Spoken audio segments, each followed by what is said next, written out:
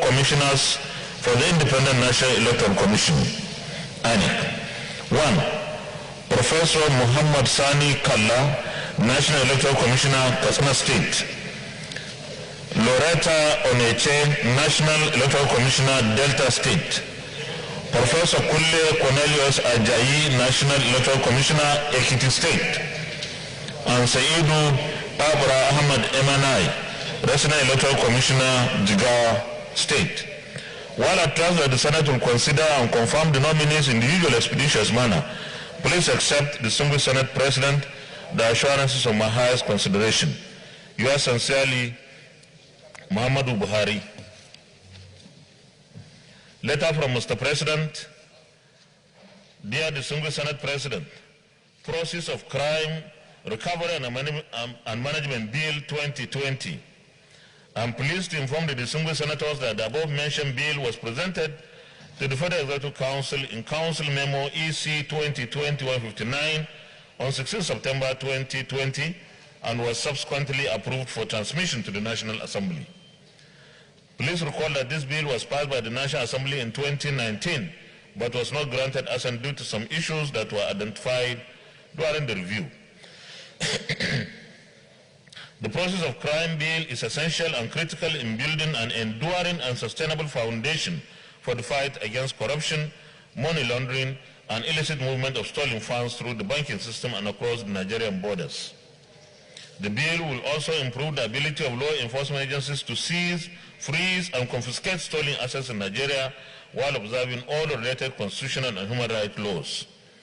This bill will also address the problem of lack of transparency, accountability, and lack of credible records associated with current procedure in the management of recovered funds by anti-corruption agencies and other institutions in Nigeria.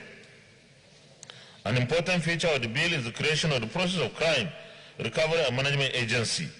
The objects of the agency include the enforcement and administration of the provisions of the bill and the coordination of the recovery and management of the process and instrumentalities of unlawful activity in Nigeria in collaboration with anti-corruption and other law enforcement agencies. Most importantly, the agency will ensure that Nigerians can benefit from process of crime by ensuring that once recovery is made, the properties and assets will be secured and that the final forfeitures granted through a court order can be paid into the confiscated and forfeited account to be domiciled in the Central Bank of Nigeria.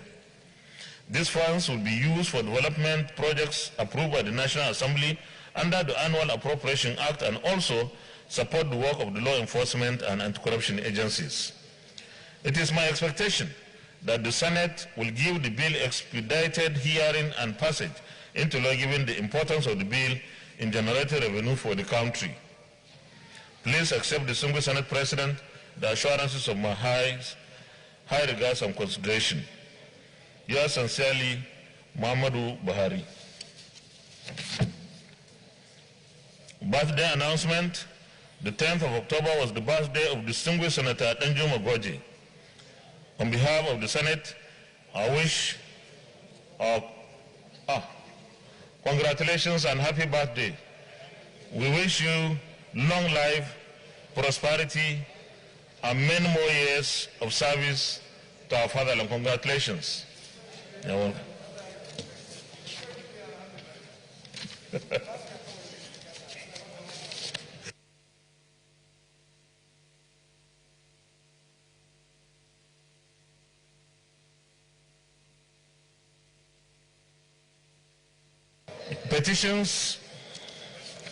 Petitions, distinguished Senator Patrick Ayo Akin-Elure.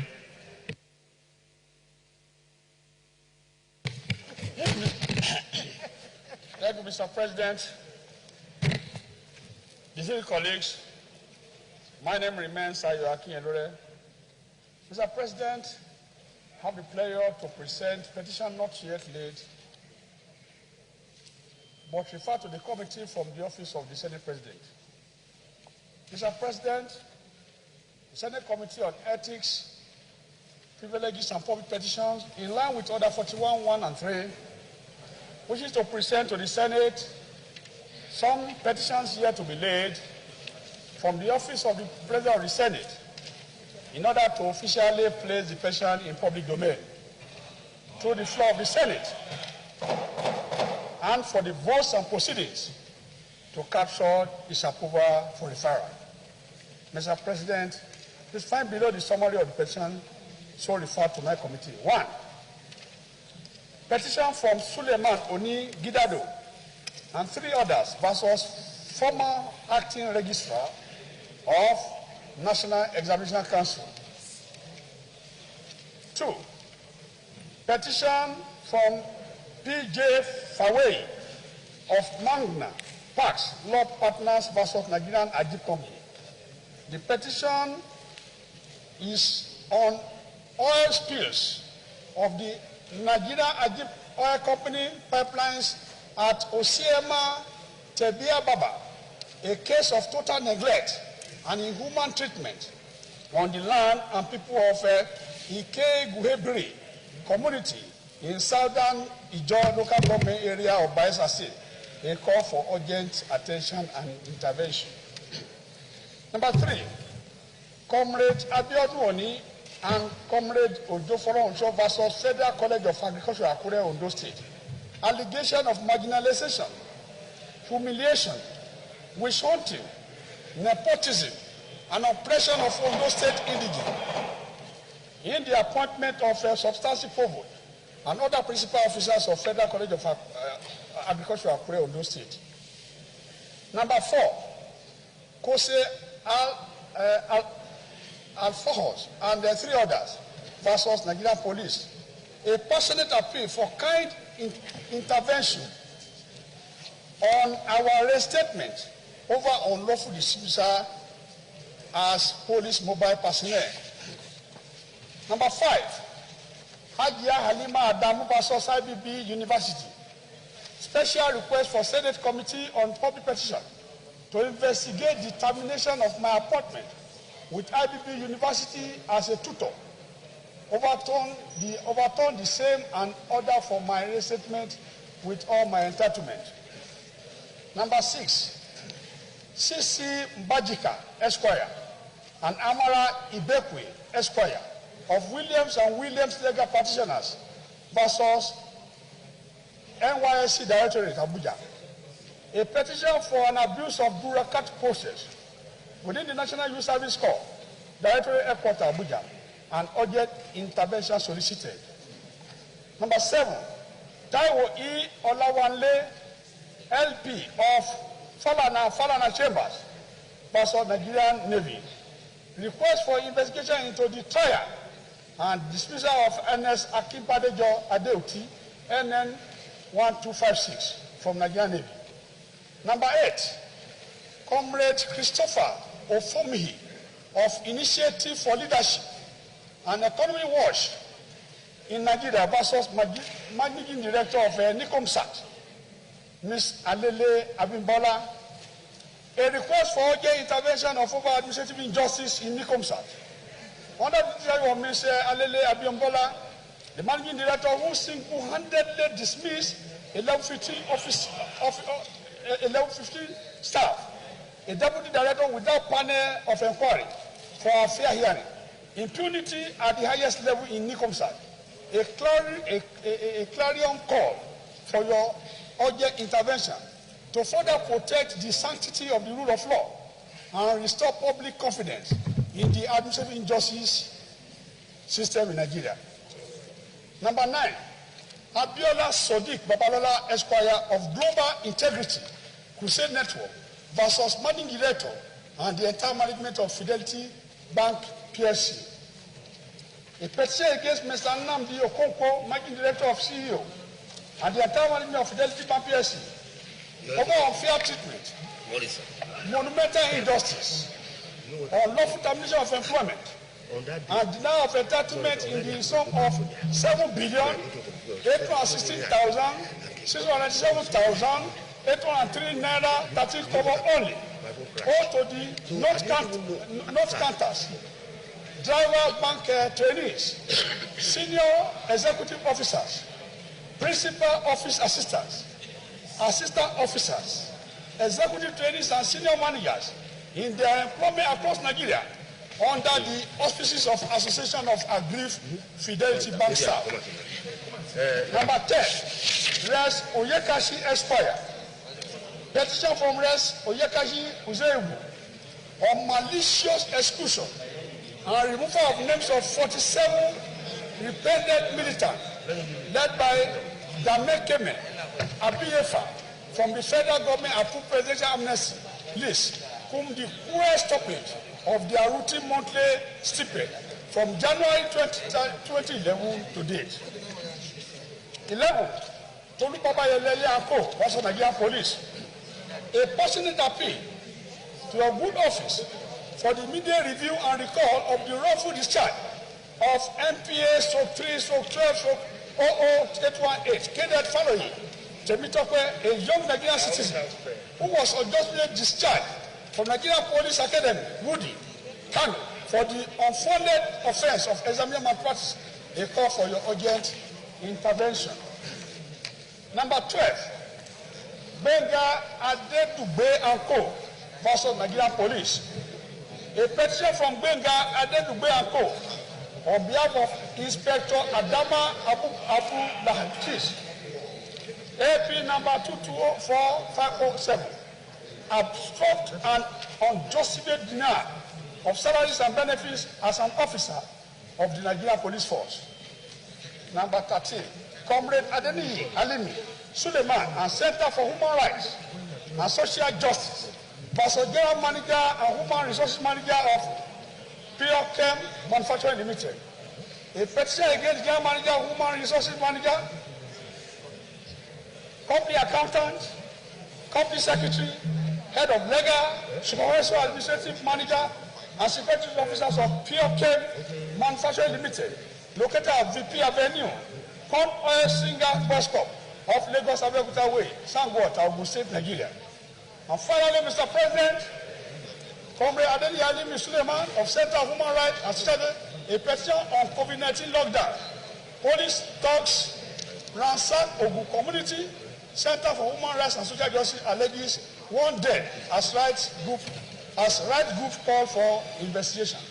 Mr. President, distinguished colleagues, to the best of my knowledge, none of the above petitions is seeking judicial remedy, and therefore seek Mr. President to seek the indulgence of the Senate to lay the petition before the Senate for official referral to the committee for further legislative action. I so move, Mr. President. Thank you very much. Is any of these petitioners seeking any judicial remedy? None of the petitioners are seeking judicial remedy, Mr. President. You may lay the petitions, please.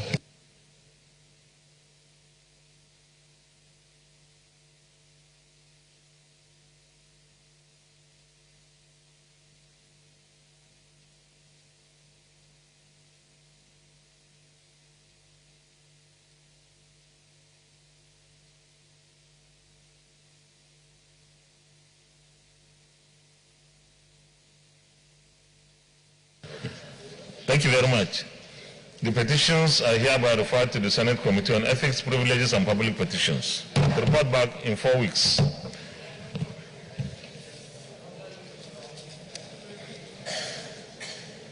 Any more petitions? Any more petitions? Distinguished colleagues, by way of remarks, Sunday the 11th of October 2020 was the International Day of the Girl Child. Our girls in Nigeria and all over the world were commemorated, and it is my privilege here to, on behalf of all of us in the Senate and indeed the National Assembly, to also commemorate with our Nigerian girls. The 2020 International Day of the Girl Child had a theme of My Voice, Our Equal Future. For a long time, our girls have been suffering from discrimination, suffering from violence, and lack of sufficient opportunities like the boys would always have. We are in a situation, in an age, where our girls need to be protected from violence. You recall that we had several cases of rapes on our girls. Our country, our society must continue to support the girls in the area of educating them, in the area of empowering them, giving them all the available opportunities for them to actualize their potentials like the boys are given the opportunities. We also have to ensure that the leaders of tomorrow, the mothers of tomorrow, are given very good head start. Today we have only 7 female senators. This kind of situation can be corrected right from the early stage when the girl child is given all the opportunities to be what she can be. We hope that one day, very soon, this chamber should have 50% of senators being female. Sorry?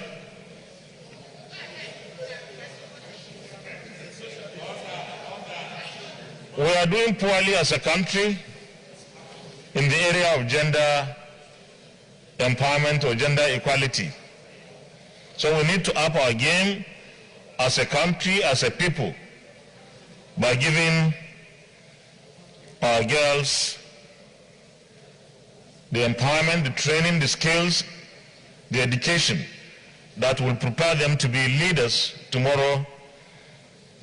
And of course, our country will be better for it. Thank you very much. Leader of the Senate. Point of order, Senator Buhari Abdul Fattah. Thank you, Mr. President. Coming under Order 43, with your permission, may I read, Mr. President? Yeah, you may read, please.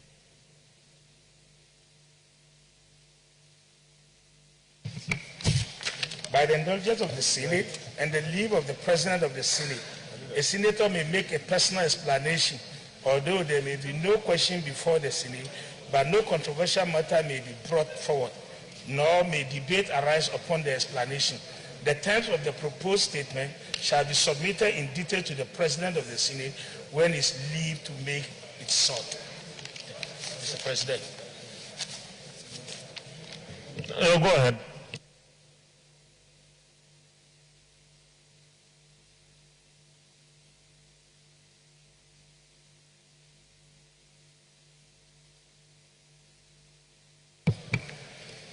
Of Jima Isiaka, an attack on the palace of Shawon of Ogbomoso land, need to put our security operative on their toes.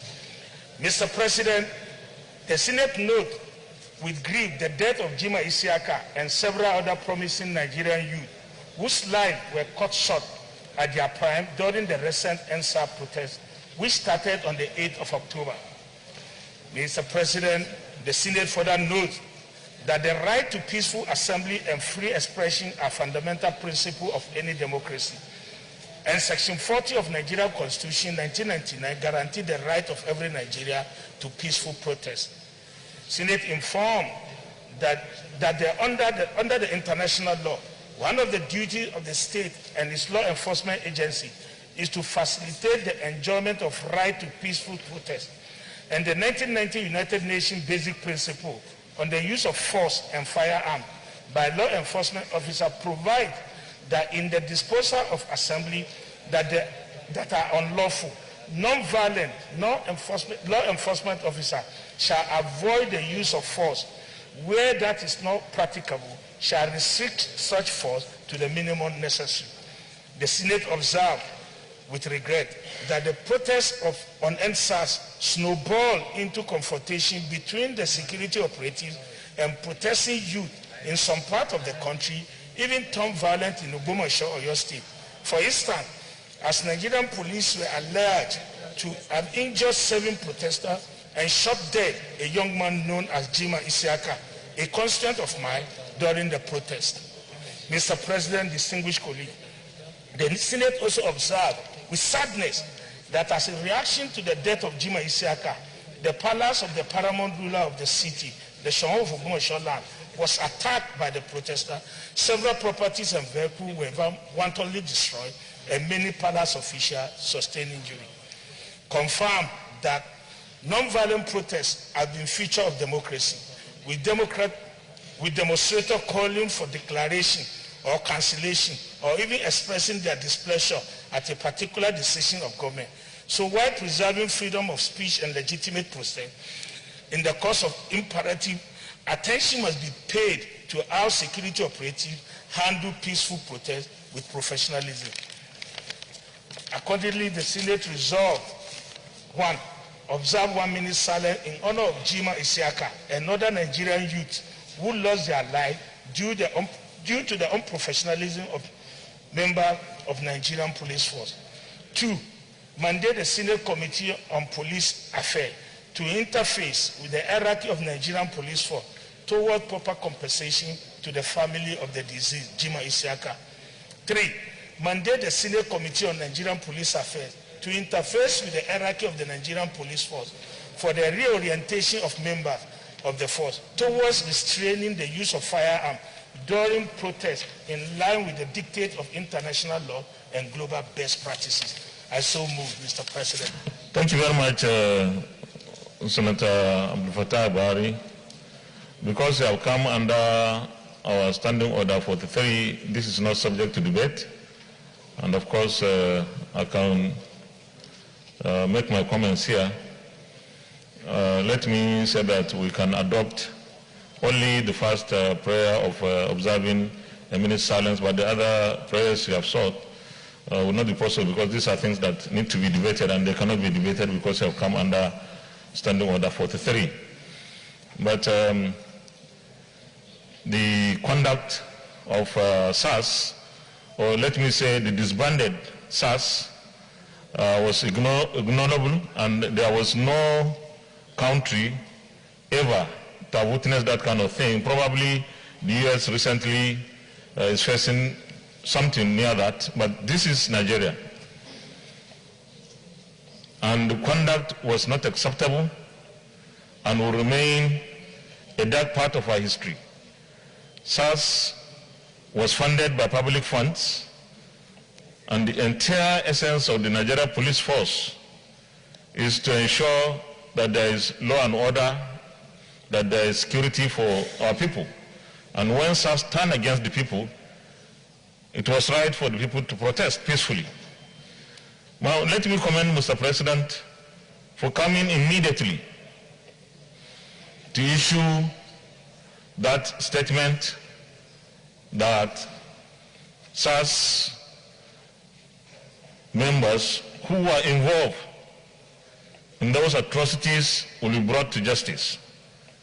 This should be with alacrity. And of course, the Inspector General of Police had to announce the disbandment. The protest, some physically involved, others through their pens, some through their prayers.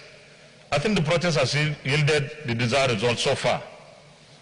And there may not be need to continue to protest again when SARS has been disbanded, and those culprits who are involved in the killing and maiming of Nigerians will be brought to book. I think we should give the government the chance to implement those as quickly as possible. With that, let me call for the 1 minute silence in honor of the late Isiaka. Thank you. 1 minute silence.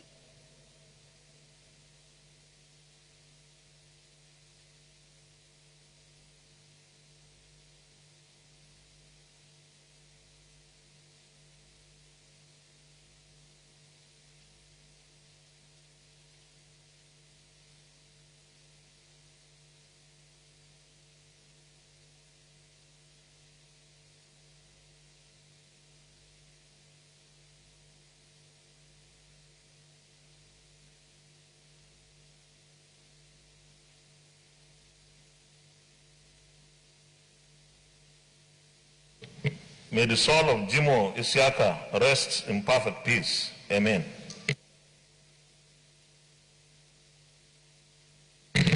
Leader of the Senate. Point of order, Senator Ifeanyi.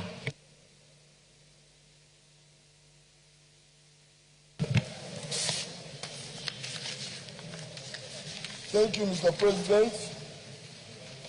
My name is Senator Ifeanyi, Anambra South Senatorial District. Mr. President, I come through order 43, and if you permit me, I may read. Sorry, which order is that?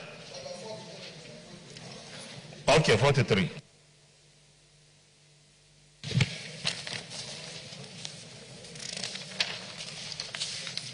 By the indulgence of the Senate and the leave of the President of the Senate, the Senator may make a personal explanation, although there may be no question before the Senate, but no controversial matter may be brought forward, nor may debate arise upon the explanation. The terms of the proposed statement shall be submitted indeed to the President of the Senate when his leave to make it is sought. Mr. President, if you may permit me to proceed with my 43.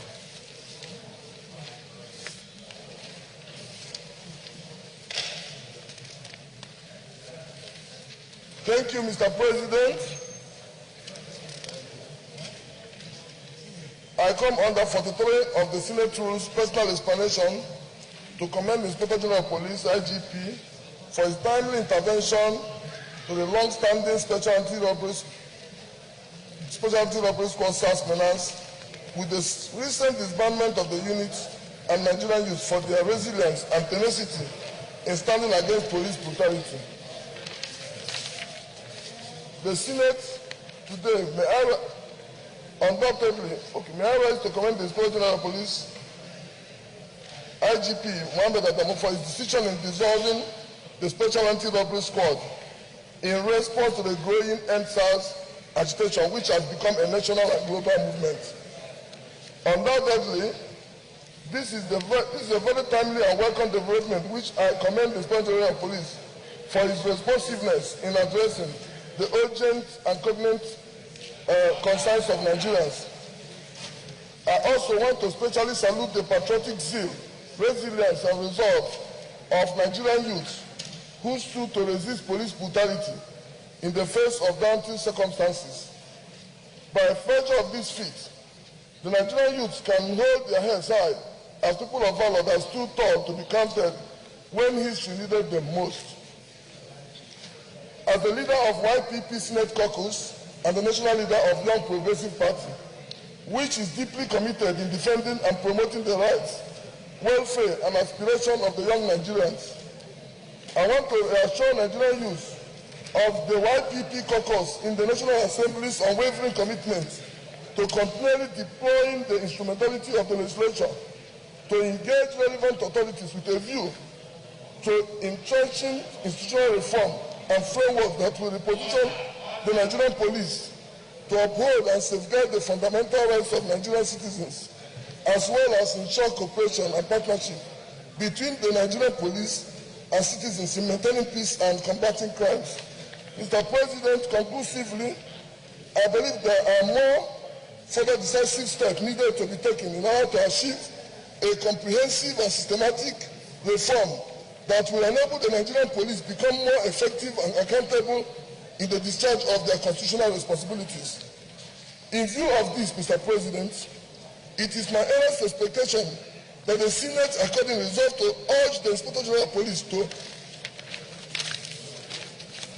to one, immediately release all arrested protesters and grant independent legal practitioners access to inmates across all SARS detention facilities nationwide.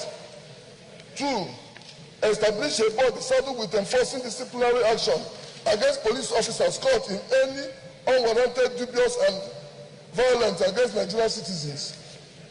3, organize compulsory quarterly performance review of all police officers and functioning units, departments across all states to ensure that all police officers are held accountable for their actions.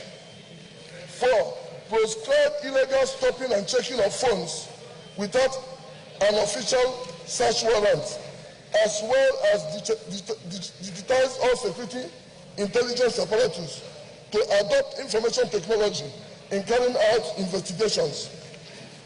Finally, may I applaud Nigerians, most especially Nigerian youth, for fighting for the rights of Nigerians. I so move, Mr. President. Well, because we have come under our Standing Order 43, this is no subject, it's not open to debate. So you have asked for 1 minute silence. You didn't ask.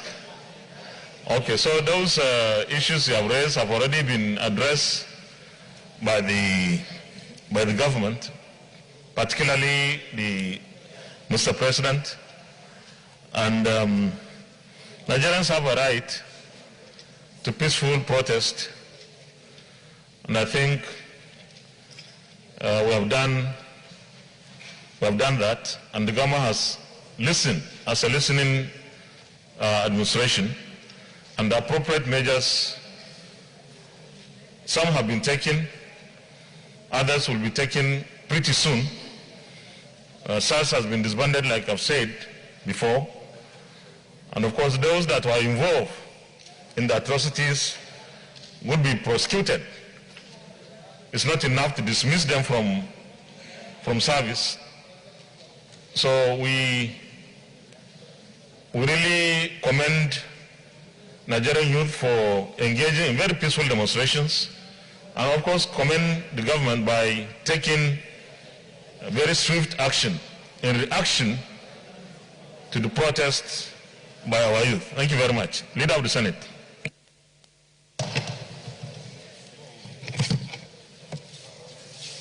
Mr. President, my highly respected and distinguished... Senator Okorocha, you're raising your hand. Is it a point of order or what? You should, okay.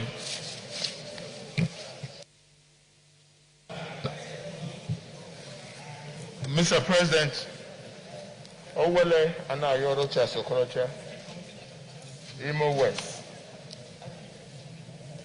My point of order comes from Personal Explanation Order 43.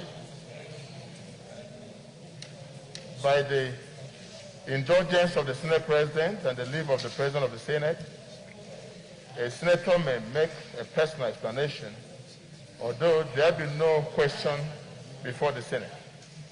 But no controversial matter may be brought forward, nor may debate arise upon the explanation.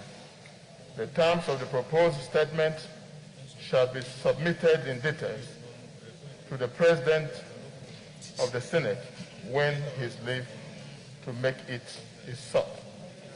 Mr. President, I want to first of all thank you for the statement I just heard you made concerning the current issue and ground. And I want to appreciate my colleague who has spoken likewise. But Mr. President, the seriousness of the matter caused that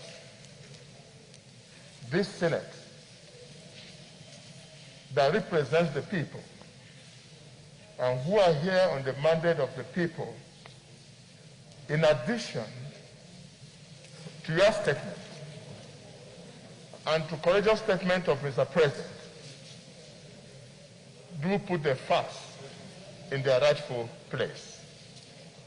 Mr. President, we're here because the people had made it possible. And we collectively represent our people. So their cry and their pain should first and foremost be our pains. You have said here that in our checkered history, we've never seen this kind of protest across the entire length and breadth of this nation over the SARS. Mr. President, I want to put on point here that before the point is misconstrued, these young men on the street protesting many of them were never directly or indirectly affected. They are protesting against what they consider grievous injustice in our lives. They are protesting to correct some of the acts of wickedness and evil in this land.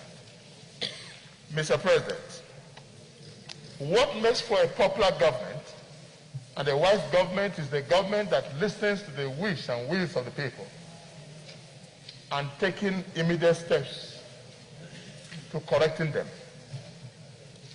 Mine comes in the form of appeal this morning that while Mr. President has made his speech and the IGP has disbanded the SARS, I want to appeal that all those young men who were arrested as a result of this peaceful protest be released immediately.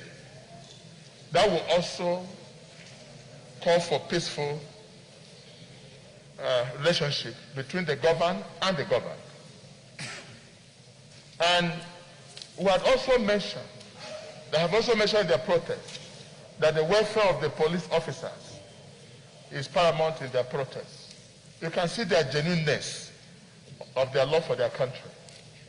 I think that issue, when Mr. Senate President do permit, should also be discussed on the welfare of the police officers. But my request is that those young men who were arrested should be released henceforth unconditionally to allow for this peace to reign.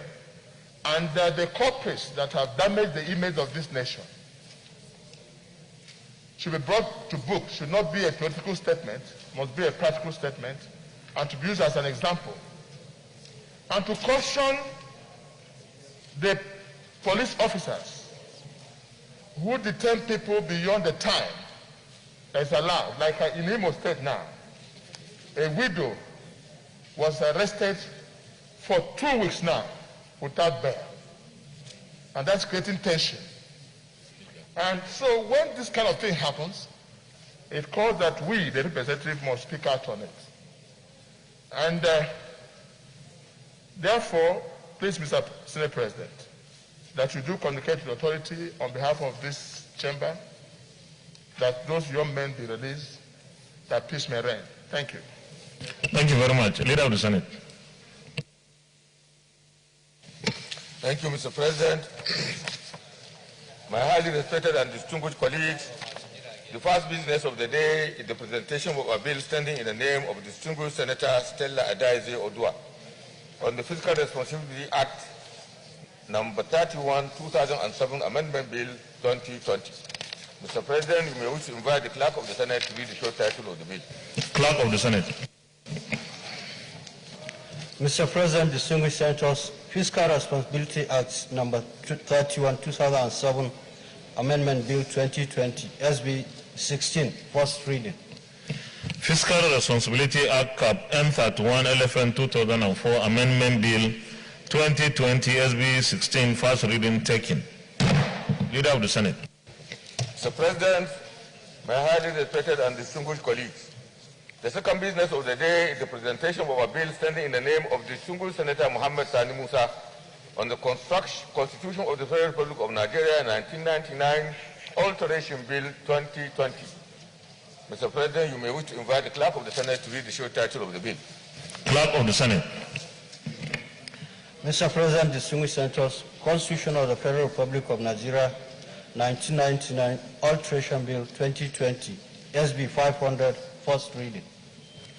Constitution of the Federal Republic of Nigeria 1999 Alteration Bill 2020 SB 500, first reading taken. Leader of the Senate. Mr. President, my highly respected and distinguished colleagues, the third business of the day is the presentation of a bill standing in the name of distinguished Senator Sadiq Suleiman Umar on the National Religious Harmony Commission Establishment, etc. Bill 2020. Mr. President, you may wish to invite the Clerk of the Senate to read the short title of the bill. Clerk of the Senate. Mr. President, distinguished senators, National Religious Harmony Commission Establishment, etc. Bill 2020, SB 504, first reading. National Religious Harmony Commission Establishment, etc. Bill 2020, SB 504, first reading taken. Leader of the Senate. Mr. President, my highly respected and distinguished colleagues, the fourth business of the day is the presentation of a bill standing in the name of distinguished Senator Obinna Ogba on the National Lottery Act 2005 Repeal and Reenactment Bill 2020. Mr. President, may I wish to invite the Clerk of the Senate to read the short title of the bill. Clerk of the Senate. Mr. President, distinguished senators, National Lottery Act 2005 Repeal and Reenactment Bill 2020, SB 524, first reading. National Lottery Act 2005 Repeal and Reenactment Bill 2020, SB 524, first reading taken. Leader of the Senate. Mr. President, my highly respected and distinguished colleagues, the fifth business of the day is the presentation of a bill standing in the name of distinguished Senator Solomon Olamilekan Adiola on the National Human Rights Commission Act, Cap N46, Laws of the Federation of Nigeria 2004 Amendment Bill 2020. Mr. President, you may wish to invite the Clerk of the Senate to read the short title of the bill. Clerk of the Senate. Mr. President, distinguished senators, National Human Rights Commission Act, Cap N46, Laws of the Federation of Nigeria 2004 Amendment Bill 2020, SB 526, first reading. National Human Rights Commission Act Cap N46 LFN 2004 Amendment Bill 2020 SB 526, first reading taken. Leader of the Senate. Mr. President, my highly respected and distinguished colleagues, the first order of the day is the presentation and consideration of the report of the Committee on Judiciary, Human Rights and Legal Matters on the screening of the nominations of 8 justices of the Court of Appeal for appointment as justices of the Supreme Court of Nigeria. They are as follows. Number 1, Honorable Justice M. Lawal Garba from the Northwest Zone. Number 2, Honorable Justice Helen M. Ogunwumiju from the Southwest. Number 3, Honorable Justice Abdu Aboki from the Northwest. Number 4, Honorable Justice I.M.M. Saulawa from the Northwest. Number 5, Honorable Justice Adamu Jauro from the Northeast. Number 6, Honorable Justice Samuel C. Oseji from the South-South. Number 7, Honorable Justice Tijani Abubakar from the Northeast. And number 8, Honorable Justice Emmanuel A. Agim from the South-South. Distinguished senators will recall that the request from Mr. President Commander-in-Chief was referred to the committee on Wednesday, 30th September 2020. Mr. President, you may wish to invite distinguished Senator Michael Opeyemi Bamidele, the chairman of the committee, to move the motion for the presentation and consideration of the report. Senator Michael Bamidele Opeyemi. Thank you, Mr. President. Mr. President, distinguished colleagues, I am Michael Opeyemi Bamidele. I represent Ekiti Central Senatorial District.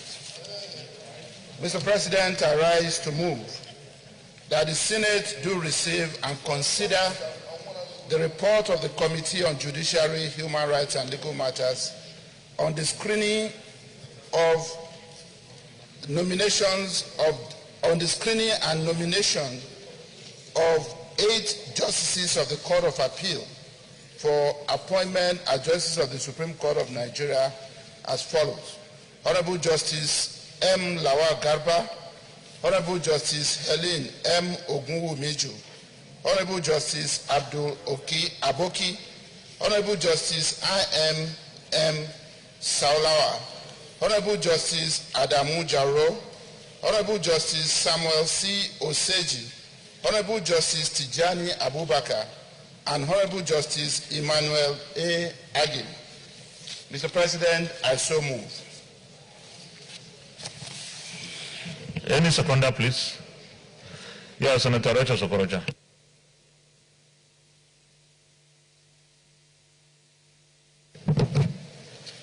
Thank you, Mr. Senate President.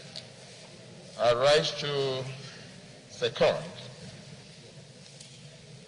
the presentation and consideration of reports for these great legal minorities who have been uplifted to the rank of a Supreme Court judges. Mr. President, while I commend the committee for a job well done, I'm second. You are to second only.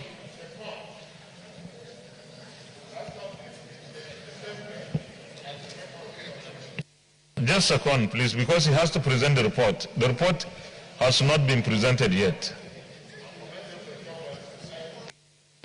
Distinguished colleagues, those in favor of the motion that the Senate do receive and consider the report of our Committee on Justice, Judiciary, Human Rights and Legal Matters, say aye. Those against say nay, the ayes have it. You may lead the report, Senator Bamidele.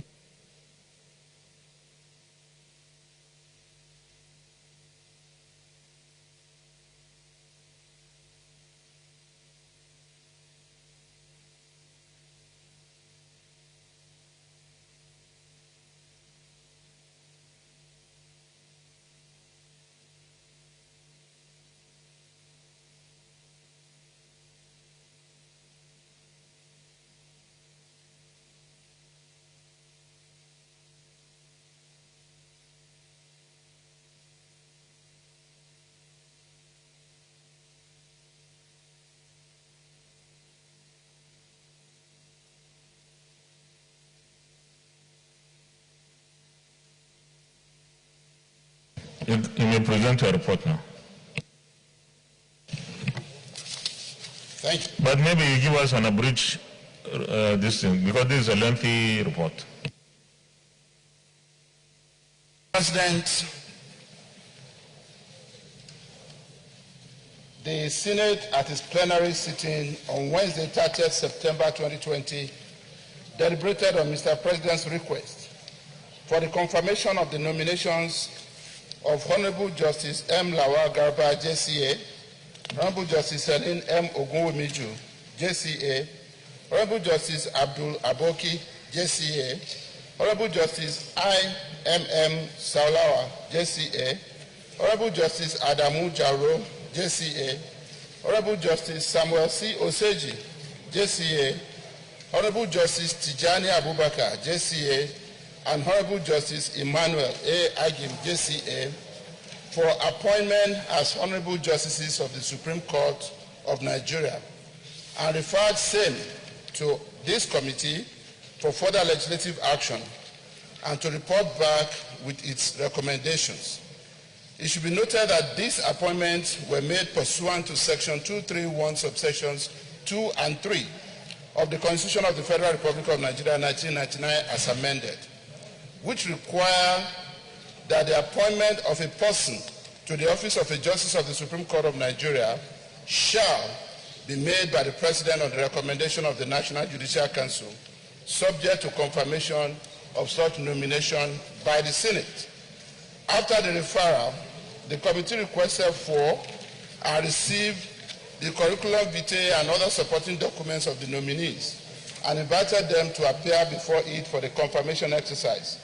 Accordingly, Mr. President, on Wednesday, 17th October 2020, the nominees appeared before the committee.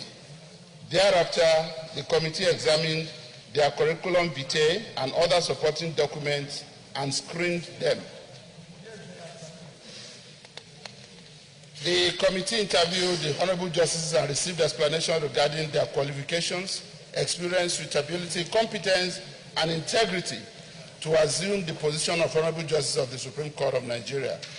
They were screened in the following order: Honorable Justice Mohammed Lawal Garba, JCA, followed by Honorable Justice Helen Moron Keji Ogunwumiju, JCA, and then Honorable Justice Abdul Aboki, JCA, followed by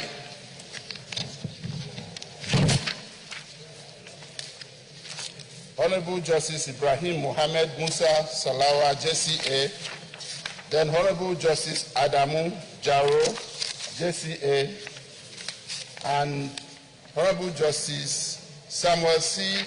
Oseji, JCA, then Honorable Justice Tijani Abubakar, JCA, and finally Honorable Justice Emmanuel A. Agim, JCA. and all of them, Mr. President, distinguished colleagues, demonstrated a high level of understanding of the issues confronting the judiciary and a thorough understanding of the reforms that need to be made urgently. Their responses to the questions were very apt, and at the end of the exercise, the observations and findings of our committee are as follows, Mr. President and distinguished colleagues. The committee, after the screening exercise, deliberated on the nominees' suitability for appointment as honorable justices of the Supreme Court of Nigeria, and hereby makes the following observations and findings. 1, that the appointment of the nominees satisfy the requirement of sections 230, subsections 2, and 231(1) and 1, 2, and 3 of the Constitution of the Federal Republic of Nigeria 1999 as amended, which make provisions for the appointment of justices of the Supreme Court of Nigeria and the Senate Standing Orders 2015 as amended. 2, that the nominees possess the requisite qualifications, integrity, leadership qualities, and comportment to discharge judicial responsibilities as honorable justices of the Supreme Court of Nigeria. 3, that upon confirmation of the appointment of the nominees by the Senate, all the geopolitical zones will be represented by 3 or 4 justices, as the case may be, except the North Central Zone, which will maintain its current 2 justices on the bench of the Supreme Court of Nigeria.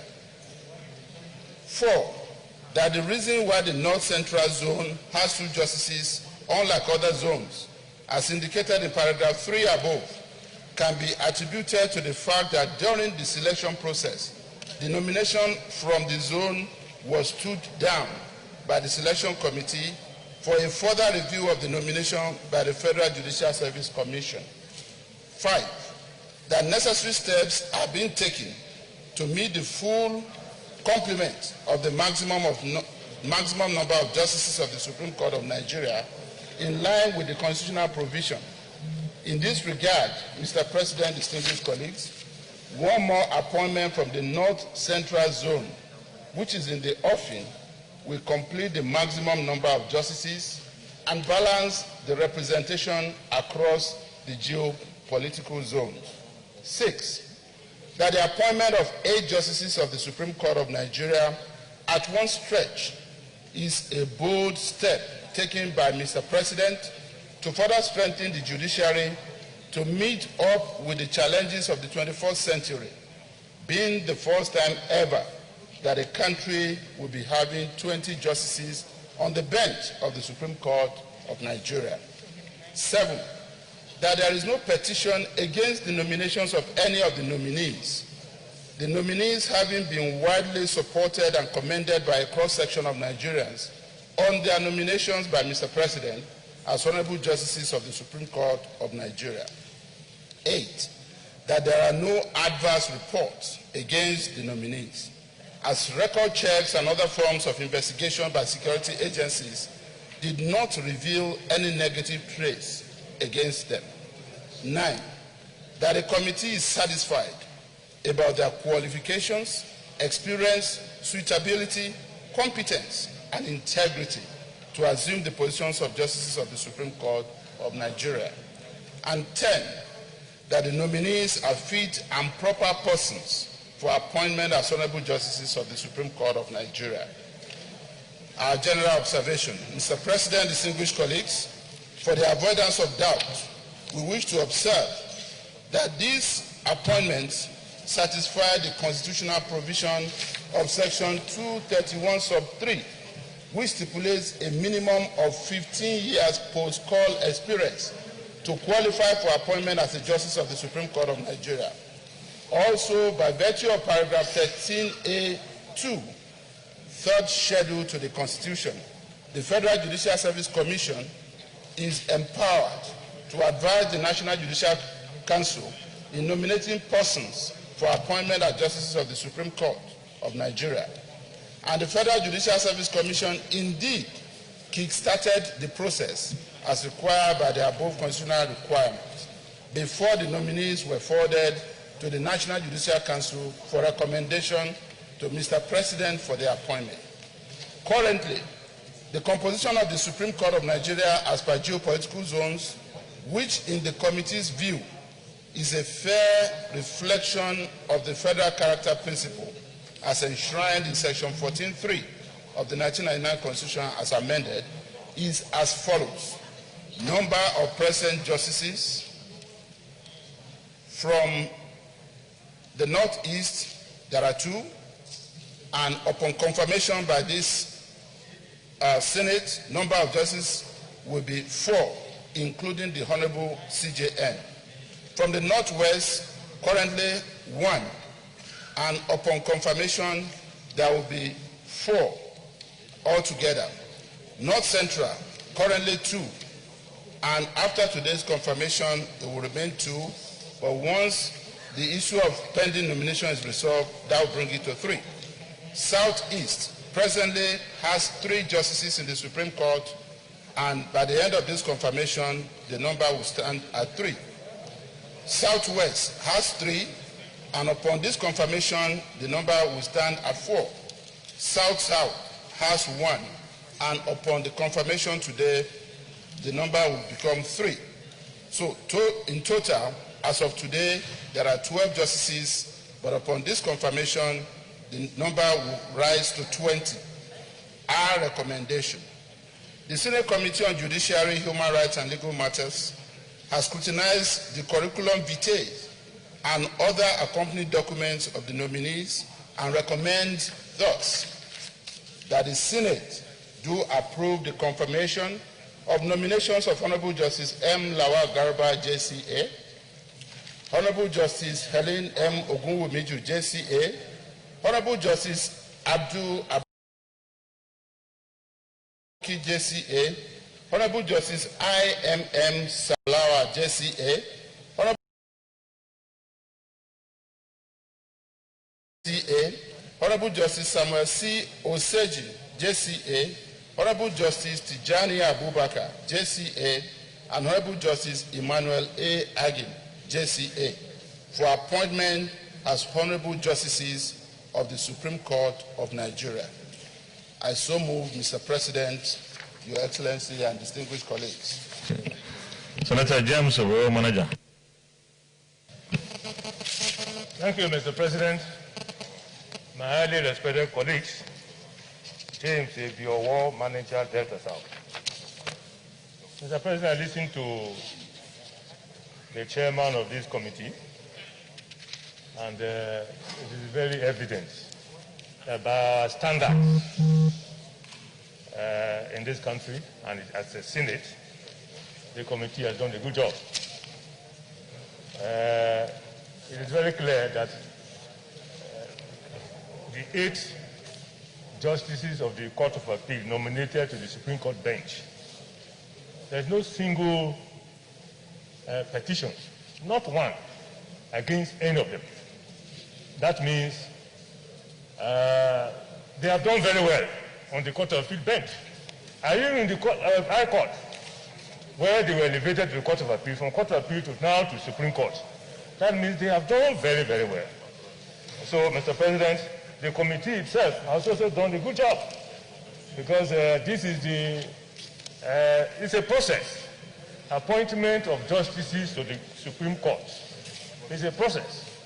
And this is like once they are confirmed, today is the second to the last stage. The next will be swearing in. So, Mr. President, the committee has done a good job because they have quoted the relevant constitutional provisions. And what is most important is the fact that they are fit and proper persons. Fit and proper. Because they are not just honorable, but honorable justices. 2 very powerful words put together. Honorable justices. And so my advice is that as we have seen them, we have assessed them, we can confirm that they have been very honorable in the Court of Appeal bench. they should do the same thing on the Supreme Court, because that will be the last court. That will be the last court. After that court, the next will be to God. It is not about where you come from. It's not about whether you are a woman or you are a man. It's not about whether you are an old man or you are a young man. What is important is justice to everybody. So, Mr. President, I support this very important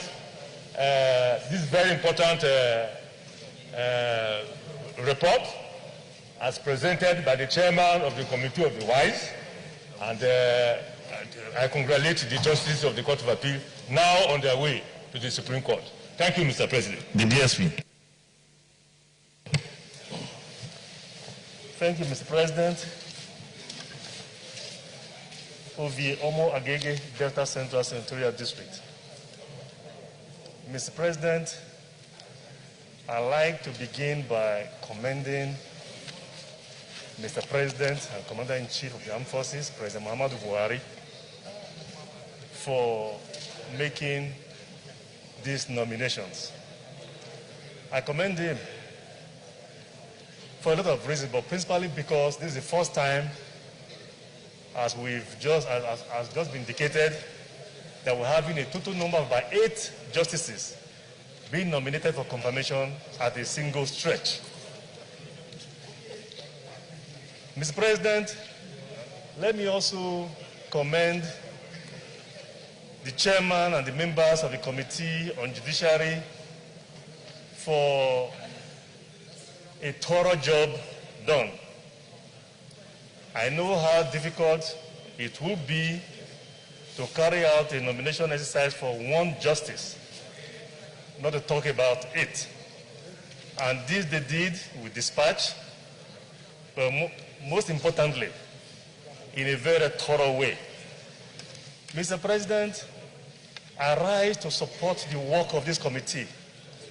I do so, Mr. President, because I happen to know all of the 8 justices, all of the 8 nominees to be confirmed as justices to the Supreme Court. They are all men of integrity, but more important than that, Mr. President, they are men of intellect and men who have added value to our jurisprudence. Mr. President, I have no doubt that they will do well in the Supreme Court. Mr. President, as alluded to by Senator James Manager, for a lot of us who are members of the legal profession, it is not easy to see a judge or a justice rise through the High Court, the Court of Appeal, for so many years without petitions, especially given the nature of the jobs that they've been exposed to, not just regular litigations, but more importantly, electoral litigation. Because at one point or the other, all 8 of them have served in election petition tribunals. And to have gone through all of that without a petition or 2, and to come before this Senate Judiciary Committee without a petition, it is a mean feat. So, Mr. President, once again, if I take my seat, I want to urge my colleagues to all support all 8 nominations so that they can be confirmed. Mr. President, thank you very much, Mr. President. Thank you. Senator Mohamed Adamu Aloro.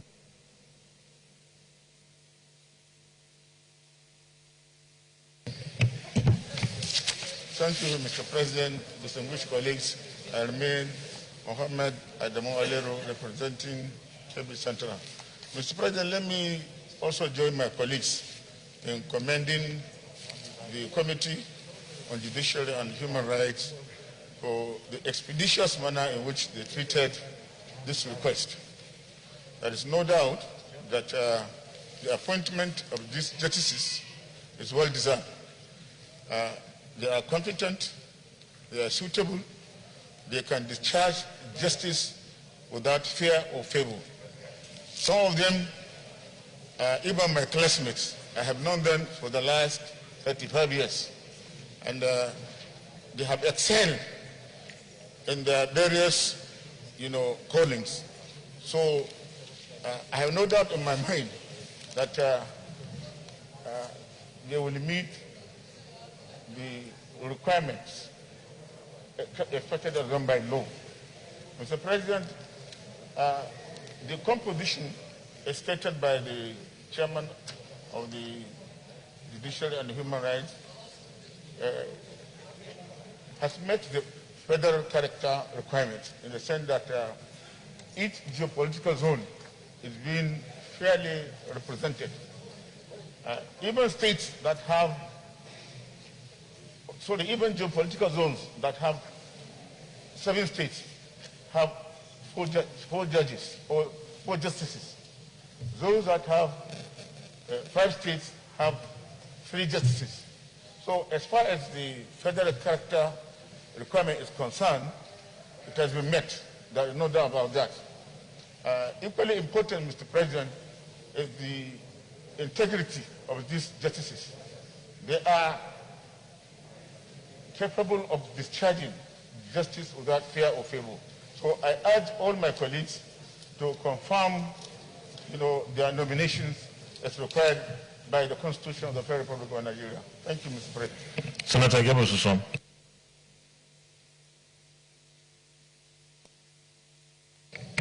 Mr. President, I'm Dr. Gabriel Susom, Benue Northeast. Mr. President, as a member of the Judiciary Committee, I rise to collaborate and support the report as presented by the able chairman of the committee. Mr. President, we met with all the 8 justices who were nominated for the Supreme Court job. Mr. President, we interacted with them, we looked at their CVs, and as has been said here by previous speakers, these are men of integrity, men who have proven integrity in their previous appointment.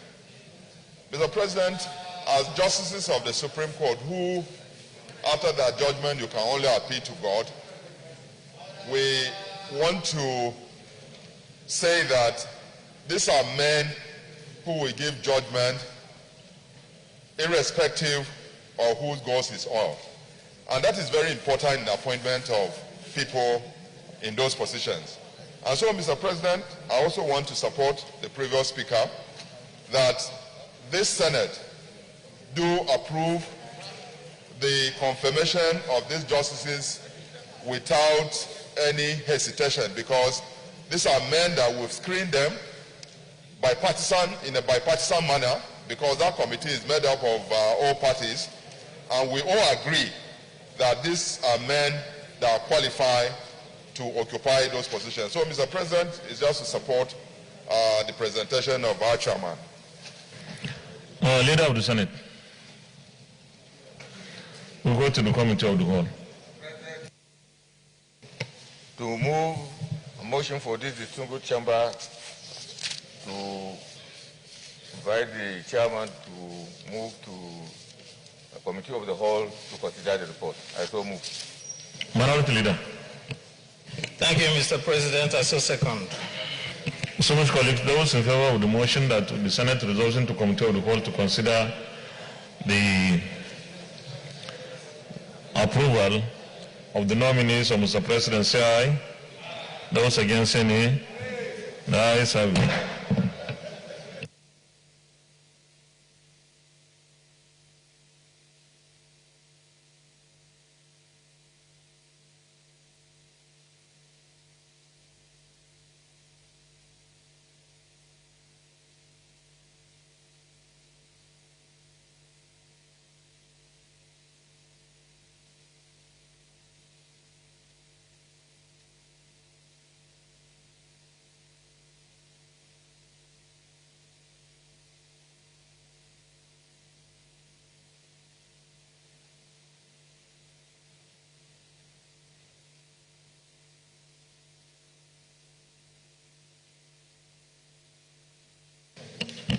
So much, colleagues. We're going to do approval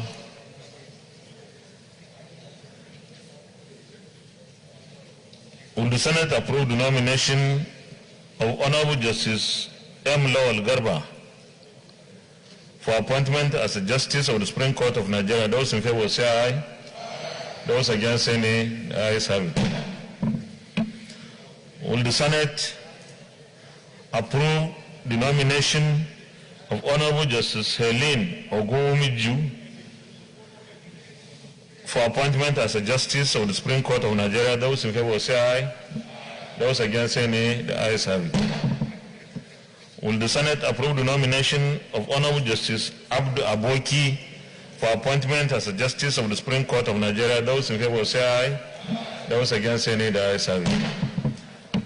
Will the Senate approve the nomination of Honorable Justice I.M.M. Saulawa for appointment as a Justice of the Supreme Court of Nigeria? Those in favor say aye. Those against say nay. The ayes have it. Will the Senate approve the nomination of Honorable Justice Adamu Jauro for appointment as a Justice of the Supreme Court of Nigeria? Those in favor say aye. Those against say nay. The ayes have it. Will the Senate approve the nomination of Honorable Justice Samuel Oseji for appointment as a Justice of the Supreme Court of Nigeria? Those in favor say aye. Those against say nay. The ayes have it. Will the Senate approve the nomination of Honorable Justice Tijani Abubakar for appointment as a Justice of the Supreme Court of Nigeria? Those in favor say aye. Those against say nay. The ayes have it. Will the Senate approve the nomination of Honorable Justice Emmanuel Ajum for appointment as a Justice of the Supreme Court of Nigeria? Those in favor say aye. Those against say nay. The ayes have it. Leader of the Senate. Rise a motion for Chair to move back to plenary to report progress. I so move. Minority Leader. Thank you, Mr. President. I so second. Distinguished colleagues, those in favor of the motion that the Senate reverse to plenary for the Chair to report progress say aye. Those against say nay. The ayes have it.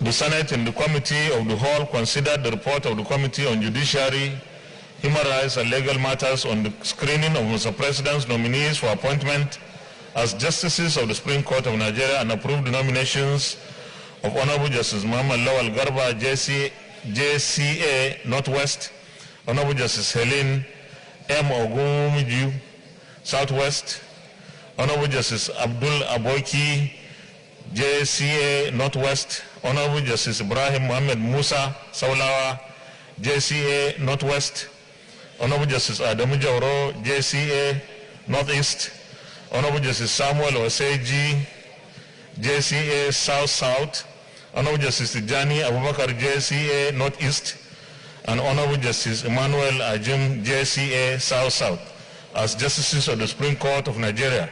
Is this a true reflection of what transpired in the Committee of the Whole? Thank you.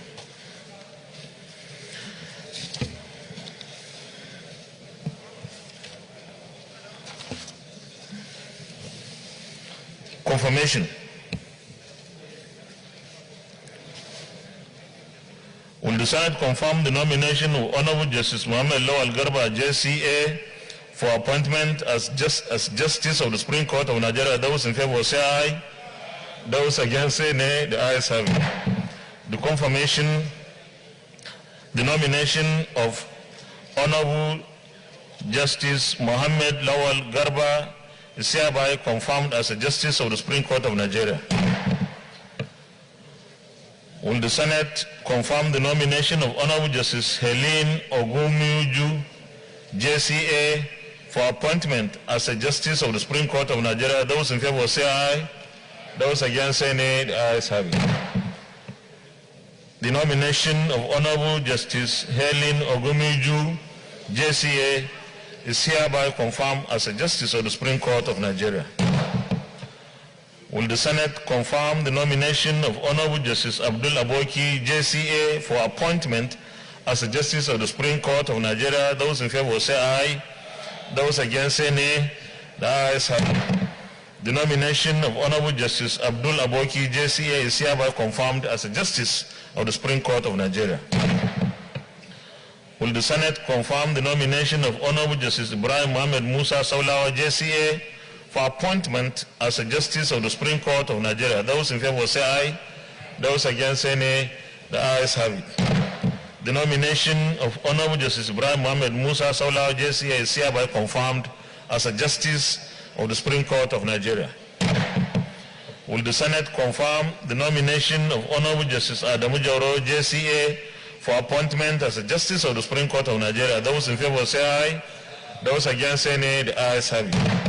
The nomination of Honorable Justice Adamu Jauro, JCA, is hereby confirmed as a Justice of the Supreme Court of Nigeria.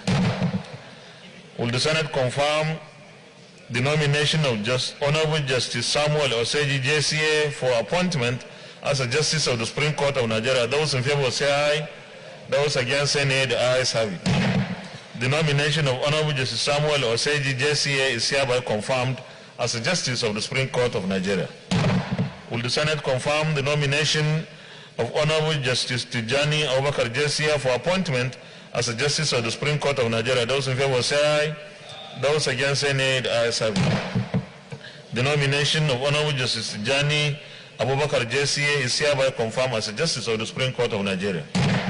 Will the Senate confirm the nomination of Honorable Justice Emmanuel Ajim, JCA, for appointment as a Justice of the Supreme Court of Nigeria? Those in favor say aye. Those against say nay.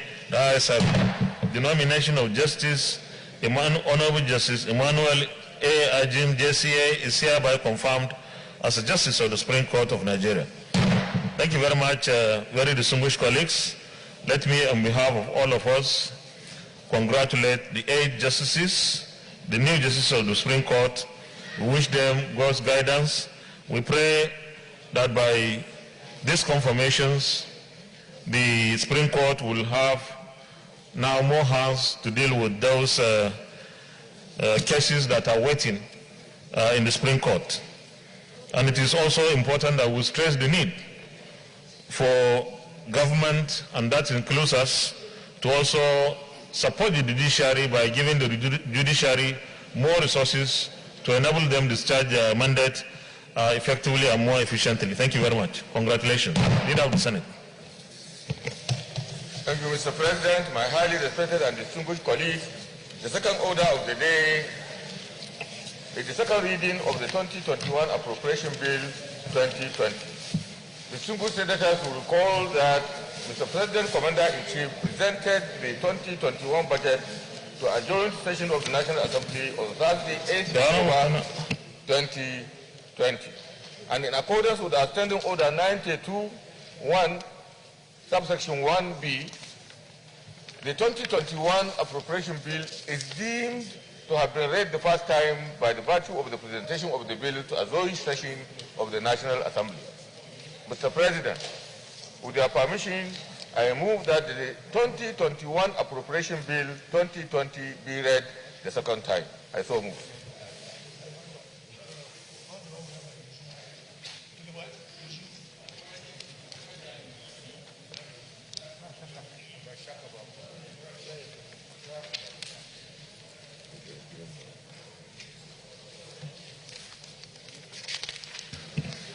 Leader of the Senate, you can lead the debate now. Before then, Leader, just one minute. Distinguished colleagues, where's the list? List? No. We have 14, no, it's not up to 14. I think about 13 senators have signed to make the contribution today. So I will go strictly by the list here. Tomorrow is going to be another allotted day. So those of our colleagues who have not signed for today, they can do so for tomorrow. But it's still possible that you can make your contribution today, because this number is something that we can finish as quickly as possible. Secondly, we have an allotted time. 3 minutes. We have an allotted time of 3 minutes per person. The chief whip is supposed to keep the time. In his absence, the deputy chief whip. Why is the deputy chief whip? Yeah. So the deputy chief whip, in the absence of the chief whip, 3 minutes of contribution. Leader of the Senate, you can start the debate. Well, for me leading the debate, I think I will have the honor of being allowed to go slightly above the 3 minutes given. Lead debate on the 2021 Appropriation Bill, 2020 Bill, 2020, Senate Bill 523. Preamble. Mr. President, distinguished colleagues, permit me to lead the debate of the general principles of the year 2021 Appropriation Bill, which was laid before this distinguished chamber on Thursday, 8 October 2020 by President Commander-in-Chief of the Federal Republic of Nigeria. The bill is deemed to have been read the first time by virtue of its being laid before the joint session of the National Assembly on Thursday, 8 October 2020. Mr. President, my highly esteemed colleagues, this bill seeks to authorize the issue out of the Consolidated Revenue Fund of the Federation the total sum of 13,082,420,568,233 naira only for the year ending 31st day of December 2021. Mr. President, my highly respected and distinguished colleagues, we are today called upon by history and indeed our Nigerian compatriots to play our role as distinguished senators of the Federal Republic of Nigeria and as statesmen. Today we are in interesting and difficult and tumultuous times, not only in our country but throughout the world. We have arrived at a watershed, a crossroad in history, when we cannot afford to make grievous mistakes that could plunge our nation and our people into turmoil and self-destruction. It's a time for sober judgment, reflection, and statecraft. Mr. President, distinguished colleagues, we are all witnesses to the cacophony of voices and opinions of some of the leading members of our society, our compatriots who, out of genuine concerns, frustration, sense of entitlement, or sheer political bravado, call for the dismemberment of this nation, or for public disobedience through which they hope to bring down the government of the day, thereby truncating our hard-won democratic journey.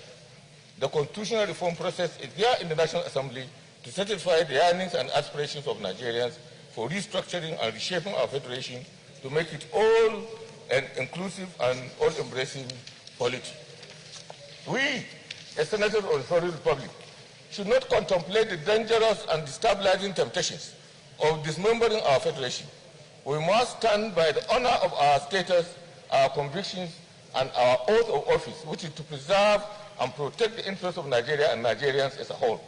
We are obliged to place the social and economic challenges we face today in their proper historical perspectives with a view to determining the best course of action for our people and our nation at this point in history. Roots of our current economic crisis and its economic challenges. Nigeria, since 1973 oil shock, has been living on oil, selling crude petroleum to import almost all our survival and development requirements. Any drop in the price of oil, therefore, plunges this nation into fiscal and monetary turbulence. Add the coronavirus to this mix, and you have a crisis of monumental dimensions. Distinguished colleagues will recall that immediately after this government came into office, on 29 May 2015, oil prices plunged. Oil, which was selling at $110 in 2014, crashed to $30 in January 2016. Immediately afterward, the economy went into recession, with GDP in the negative territory of minus 2.06% in the second quarter of 2016. The executive and the legislature then came together to salvage the recession in 2016-2017. The economy subsequently came out of recession when oil prices improved in 2017 and GDP was increasing in a reasonable trajectory toward 3% per annum. Then another oil shock, and the coronavirus pandemic hit us and the rest of the world in January 2020. Oil prices plunged again below $20 per barrel. The executive and the legislature came back together again and took stock of the damage inflicted by the oil shock and the pandemic and reviewed the 2020 budget, on which we worked so hard. This became necessary because all the assumptions on which that 2020 budget was based had been rendered nugatory.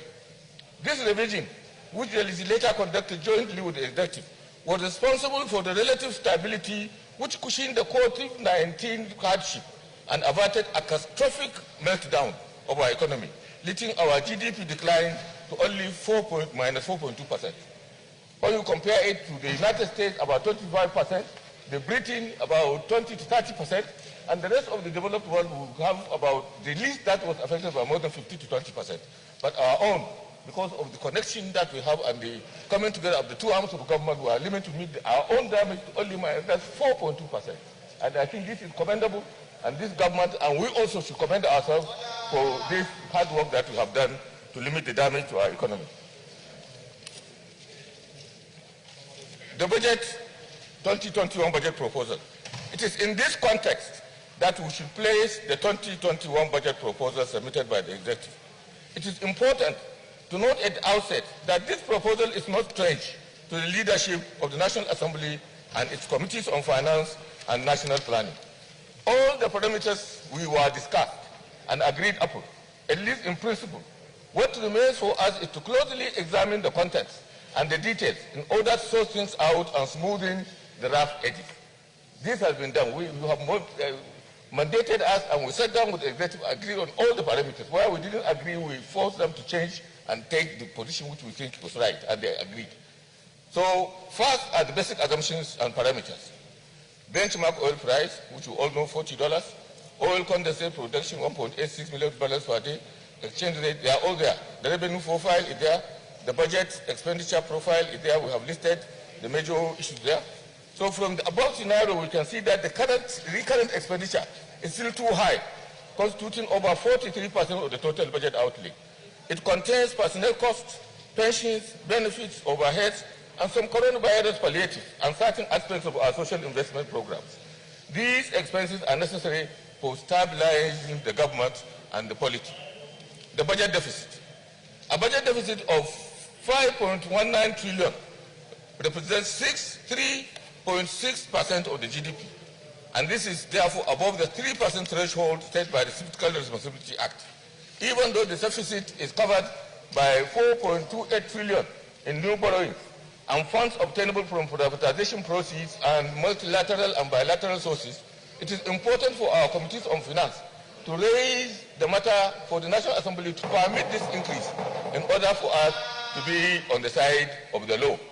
It is important at this point, very, very important, for me to point out that issues of revenue shortfall and meeting unexpected emergency, from my own small knowledge, can only be tackled in two ways. One, by borrowing.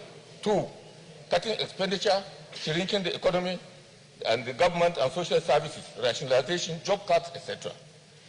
While the first option will pile up debts, which must be paid in the future, it allows you to survive the present and stabilize you to enable you to divide the means of paying the debt. If invested properly, debt could provide one of the platforms and the capacity to pay the debt itself and catapult one into a brighter future. The second option, which is more dangerous, is to shrink the economy and risk political suicide and economic turbulence by sacking workers, obliterating opportunities, obliterating communities, cutting social services, and starving our communities to death and oblivion. While the first option requires management discipline, the second option risks chaos, suffering, and destitution. Of the two options, the first is better than the second. Capital expenditure. The proposed expenditure is 3.78 trillion, including special intervention. On the capital side, progress has been made. I listed some of the areas, just some few. Agriculture, infrastructure, fertilizer initiative, transport, railways, ports, Niger Bridge, and the major highways that have been constructed or are currently under construction. However, we must note that some of these projects are largely funded off budget and through foreign and domestic debt. Therefore, we need to pursue non-debt options in infrastructure development through PPPs, BOTs, etc. Arrangements with investors, both local and foreign, are necessary in order to reduce our debt burden. Nevertheless, it is also important to note that a budget deficit of this size requiring more indebtedness is not healthy for the long-term development of the country. But this must be tolerated now because of the challenges of the times we are in. It is important, above all, to note that this is a budget of recovery and perseverance. Indeed, the Buhari administration, since its inception in May 29, 2015, has been the most economically jinxed in the history of this nation. It started with having to manage 40 to 50% of the revenues accruing to previous governments, in spite of having larger and more intractable outlays of social, political, and economic responsibilities to attend to. The performance and administration should therefore be objectively measured, taking these issues into consideration. Distinguished colleagues, I therefore urge you, please, to approve the second reading of this appropriation bill for its consideration by Appropriation Committee and its subcommittees. I thank you, Mr. President. I thank you, my distinguished colleagues, for listening to me. Thank you very much. Thank you very much, Leader. Opposition Leader. Thank you, Mr. President. My name is Senin Naya Baribe, and I represent Abia South. Thank you, the Leader of Government Business. Leader, can you switch off your mic, please, so that we can hear him well?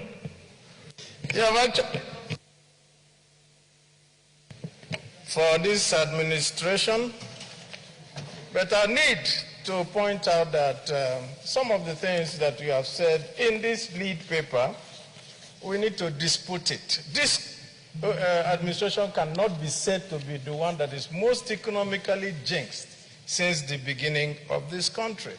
That is a fact that we cannot agree with. But beyond that, Minority Leader.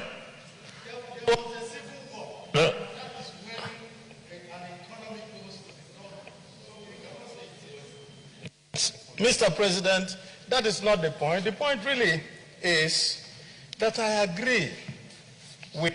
Minority Leader, you have 4 more minutes to go. I agree with the leader. Actually, he made a very, very interesting position. He says that we are in interesting, difficult, and tumultuous times, and a time for sober judgment, reflection, and statecraft. This is in his paper. I totally agree with you.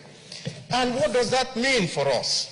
What it means for us is that that will lead an administration to ensure that whatever it does actually will be not a time for tokenism, not a time to just go ahead and say something that is simplistic and that does not lead us anywhere.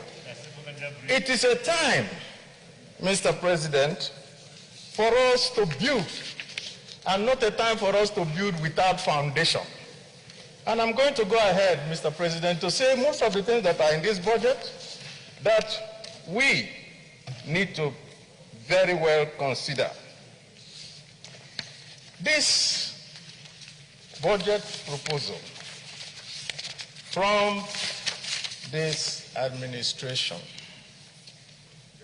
says something that is very critical for each and every one of us to know. It seems that the government does not have an overarching view of what it needs to do with this economy.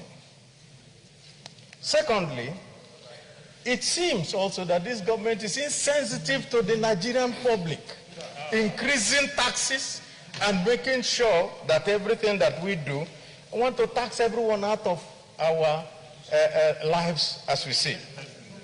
Now, Mr. President, this budget is nothing but the same, and I'm just going to prove it in a very few minutes.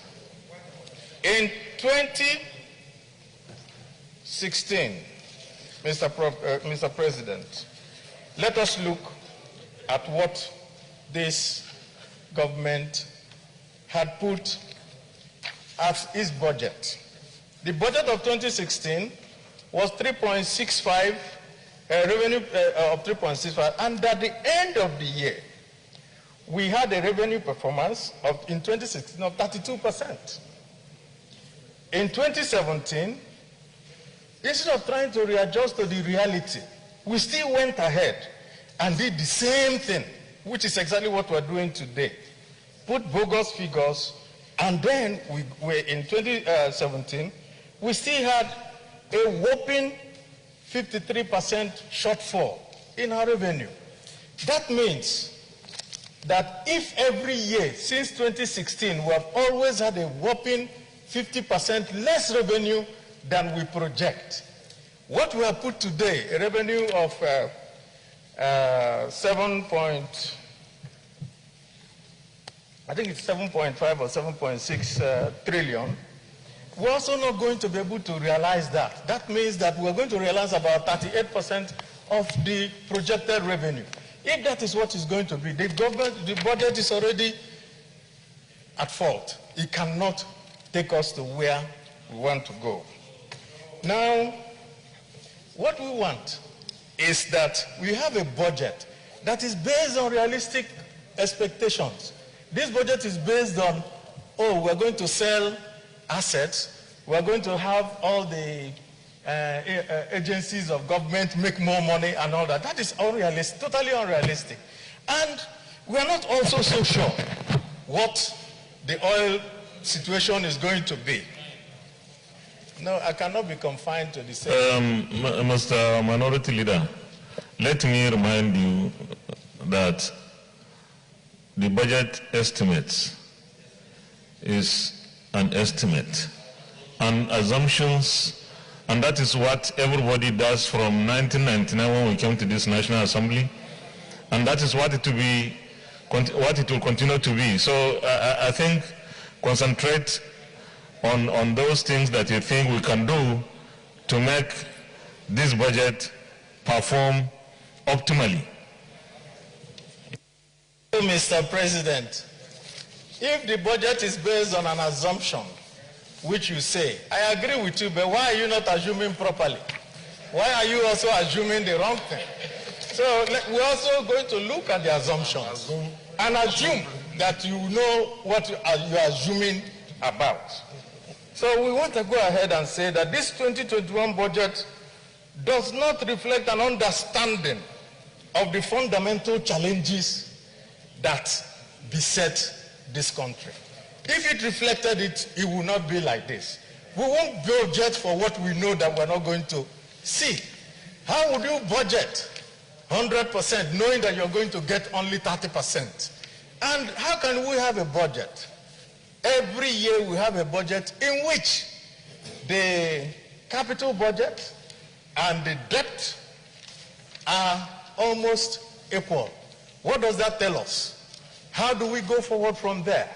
So, Mr. President, I will leave some of my colleagues to still speak on this budget, but I can say only one thing.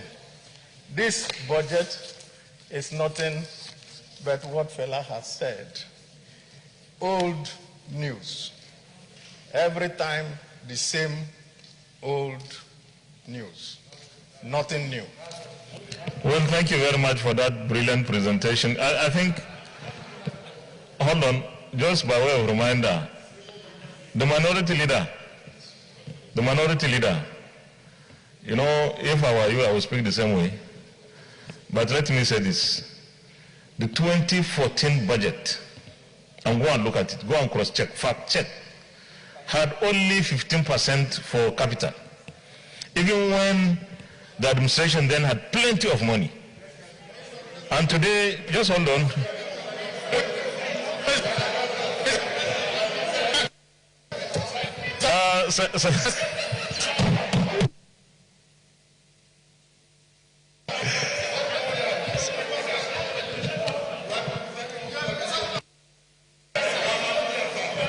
Okay, Senator Basi Albert Akban.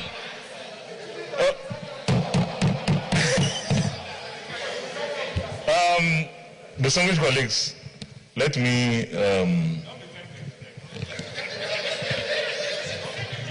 thank you very much, the elder in the Senate. No temptation. The Deputy Chief Whip. Thank you very much, Mr. President, distinguished colleagues. I want to thank you for obliging me at this point, especially coming after the very, what I will call, hilarious presentation by the minority leader. Leader of the opposition. Mr. President, distinguished colleagues, I want to put one or two perspectives very clear.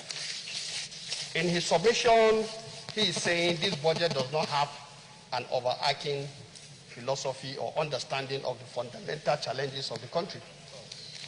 What can be further from the truth? And I think perhaps he's only playing to the gallery of opposition. Mr. President, distinguished colleagues, this administration's budget is clearly a budget of recovery and resilience. And when you say budget of recovery and resilience, I know what recovery means. As a veterinary doctor, when you have your animal that is sick, you know what to do to bring it back to recovery. And I think this government understands that the country is not all well. And of course, the leader in his presentation has given us a history of where we are coming from and how we find ourselves in this particular situation. And so it is very clear and very true to say that for the very, good management of the economy by this administration, Nigeria would have gone under worse than what it is. We knew we were in a recession some years back, 2016, and for us to have worked ourselves back within the very short time can only allude to one thing: good management of our scarce resources. So I think this is something that we have to put properly in perspective. And we know one of the key challenges to our economy is infrastructural deficit. When we came on board, we don't even have an operational railway system. The roads are completely gone. And we are aware of billions and billions that we are being pumped into the system with bogus public-private partnerships that never worked. And today, this government is gradually walking back our infrastructural deficit. And that is why, of course, there is no harm in borrowing. And when you borrow and you put your borrowed funds onto very definite and well-calculated infrastructural programs like we are having today, I think the economy can benefit from it in the long run. And there is nothing we can do other than to manage this particular opportunity, because even though we are in a challenging time, for those who think deeply, they also know there is an opportunity for growth. And I think this government has recognized that, and we are working very hard on this. Mr. President, the other point I would like to add is to say that one of the fundamental growth factors that are injected in this budget is the fact that with the COVID-19 pandemic, we all know what is happening. And to bring back growth, small and medium enterprises are the key to most of the country's economic growth. And programs that have been designed in these particular areas are very apt. For example, the 100 billion to households and small businesses in terms of concessional lending, the 100 billion to healthcare and pharmaceuticals, which is also very key, and this will enable us to start a regenerative process. That is part of the recovery. Now, Mr. President, distinguished colleagues, the other aspect is the 1 trillion, to be made available to large agricultural and manufacturing businesses. All of this is designed to make sure that we are able to have a homegrown solution, bringing back our economy, reducing the overdependence on import. And I think until we do this, we are not going to get the economy working. Now, resilience. Nigerians are very resilient. But government also recognizes the fact that you cannot take Nigerian citizens for granted. And that is why the social intervention program is continuing. And I think in this chamber we have agreed that we are going to institutionalize it by making sure that we even have a legislation that will ensure we consolidate in making sure our citizens are remembered. Because we all know what is happening today. Mr. President, distinguished colleagues, this is not something we should not support. We should support it in totality. Now, the other aspect, Mr. President, distinguished colleagues, is there is also the issue of the 20 billion for family homes. We all know with the challenges, a number of people have been thrown out of their homes, and small-scale business owners are facing challenges. So with this kind of intervention by government, I believe we are helping our citizens to not only show commitment, but to benefit from the resilience that they have shown to the government. Finally, Mr. President, distinguished colleagues, let me say that as far as this budget is concerned, the performance of the budget, despite the challenge so far from Mr. President's submission, 50% capital funding have been given. That is something remarkable, despite the challenges. And I believe when all of these projects are implemented, it will help to reflect the economy and put it on the path to recovery. And with all the social intervention programs that have been put in place, the resilience of our people is not taken for granted. Mr. President, I urge my colleagues to support this bill so that it's read the second time. Thank you. Thank you, Mr. President. Order. Deputy Chief Whip. Thank you. Deputy Chief Whip. Please, let's keep the time. Thank you, Mr. President. I just want to make a few comments. Mr. President of the Republic's budget is in line with the time and the challenges we are facing to the nation. When a nation is trying to go into a recession because of the COVID, you will resort to borrowing. In any economy, possibly the chief opposition leader is an economist. In any economy where you have problem, you resort to borrowing. And the borrowing we are doing, Mr. President is putting this borrowing into names. There are motorways being constructed in the north, in the south, in the east, in the west. How do you manage economy during a near recession? What you do is to borrow and finance infrastructure, to finance something like road projects, like the bridge they are doing in Niger Bridge. Now, I want the opposition leader to appreciate, like in my constituency, Mr. President have just said the 12 billion naira to Umuahia Aruchuku Road. Is he going to manufacture that money? It has to come from borrowing. So I want him to appreciate what we are doing, where he says he sees nothing in the budget. There is a creation of 774 special public works that is coming into this budget. And those are things you need to cushion economy when the economy is a problem. And you cannot cushion an economy without borrowing. He's an economist. I want him to reply to what I will give him right of reply. Because we are not going to print money in the central bank. We will resort to borrowing, which will be long-term borrowing, not short-term borrowing. Because it has to be long-time. And once it's long-time borrowing, this borrowing will help to resort to rebuild the economy and put back people to work.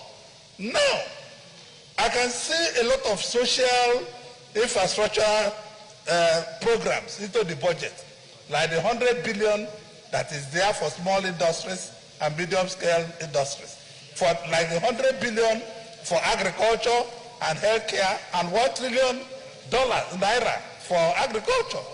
So I want this Senate that because of the challenges we are facing, we must come out clearly to help Mr. President and look into this budget carefully and ask for the implementation of the budget for us to stand as a nation.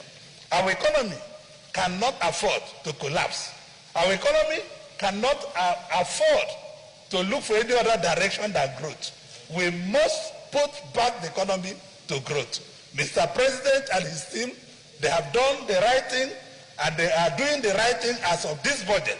And we must follow that right thing. Let us forget about political party differences. We must build up as Nigerians. We are Nigerians. Whether you are PDP or APC or anything in this hall, we are looking for economic growth. And that should be our center point. Don't play politics. We must be very objective and very truthful to what we say and do. Mr. President, I want to thank you for this opportunity. Well, thank you very much. Distinguished colleagues, I have a list here, so I will go strictly by the list. If you are here, you have not written your name and you want to speak today, you can add your name here or you can write it.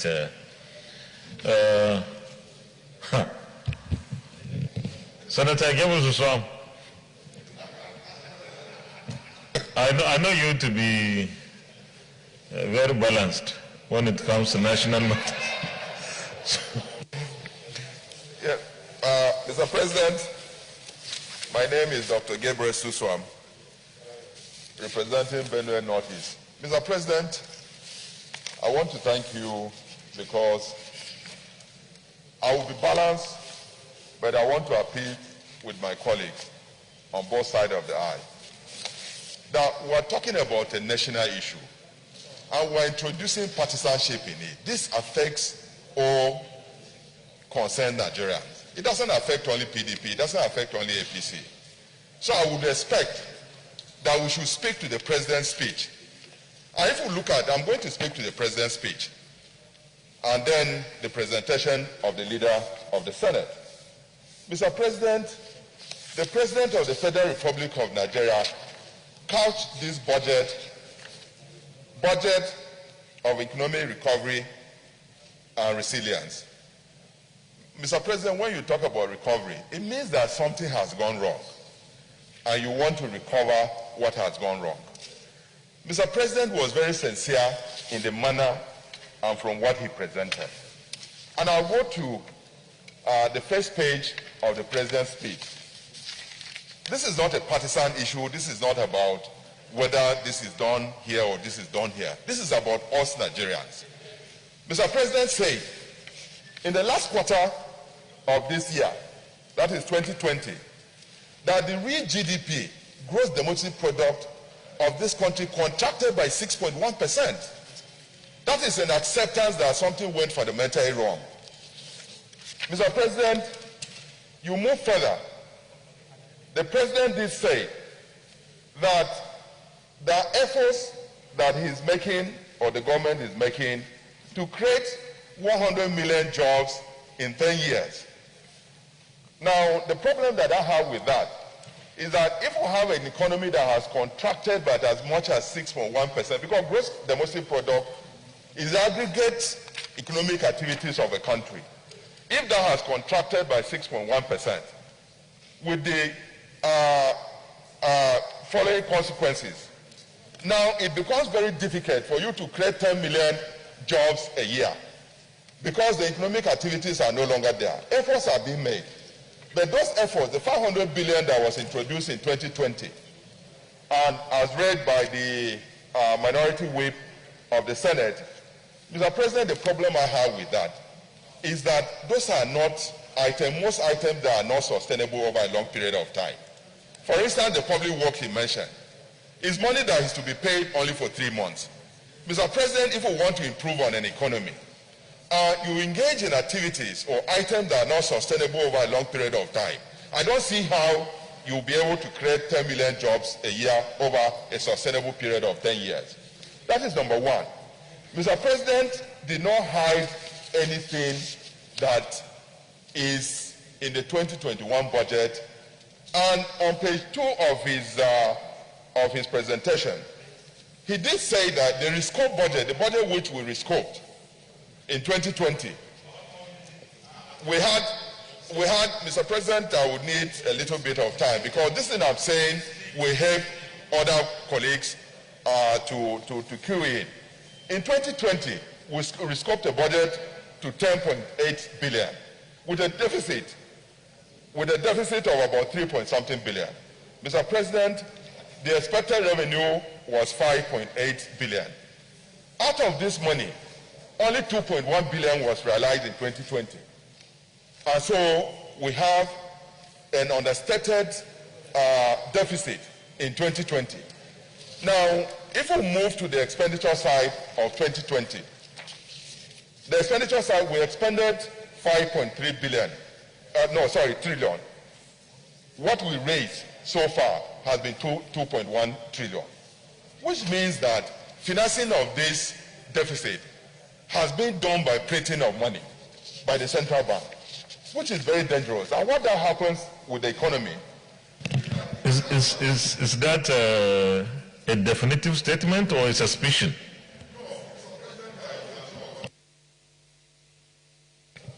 Mr. President, when you engage in domestic borrowing, you are printing money. That is what it means. Domestic borrowing is printing of money. So we are basically, yes. Wait. Chairman of Finance.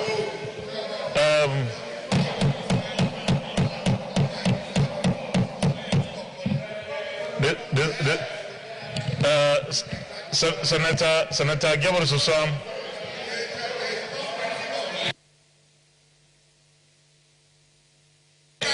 Order.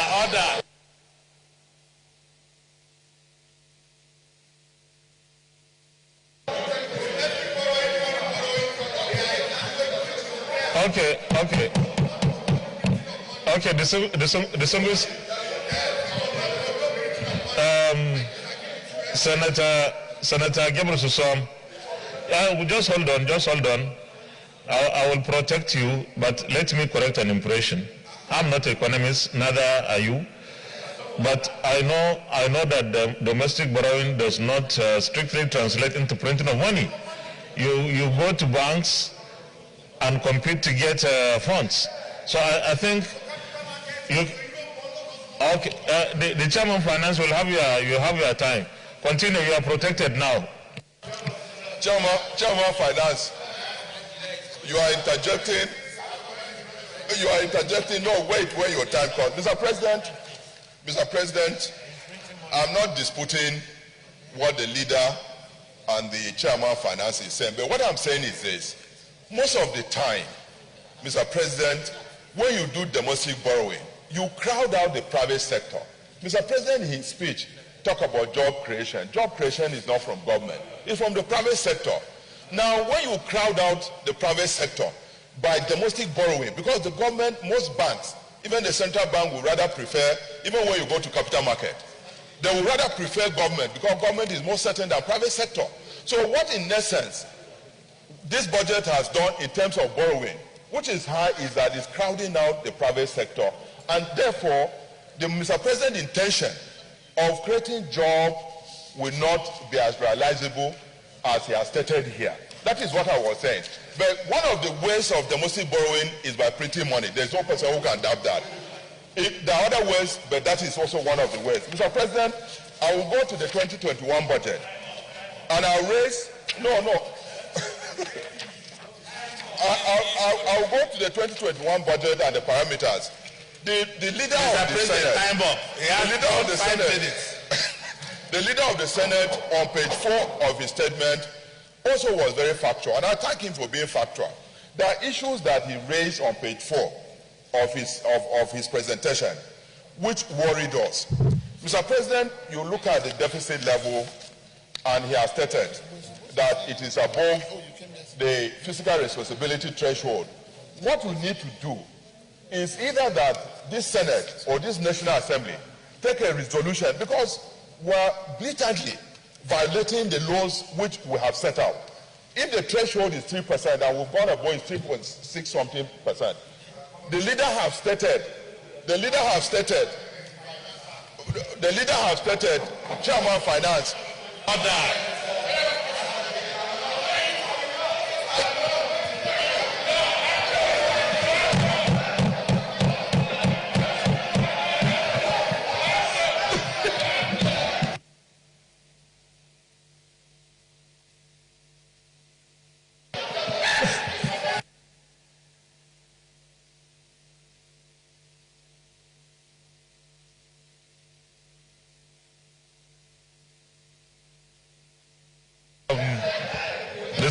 distinguished colleagues, distinguished colleagues,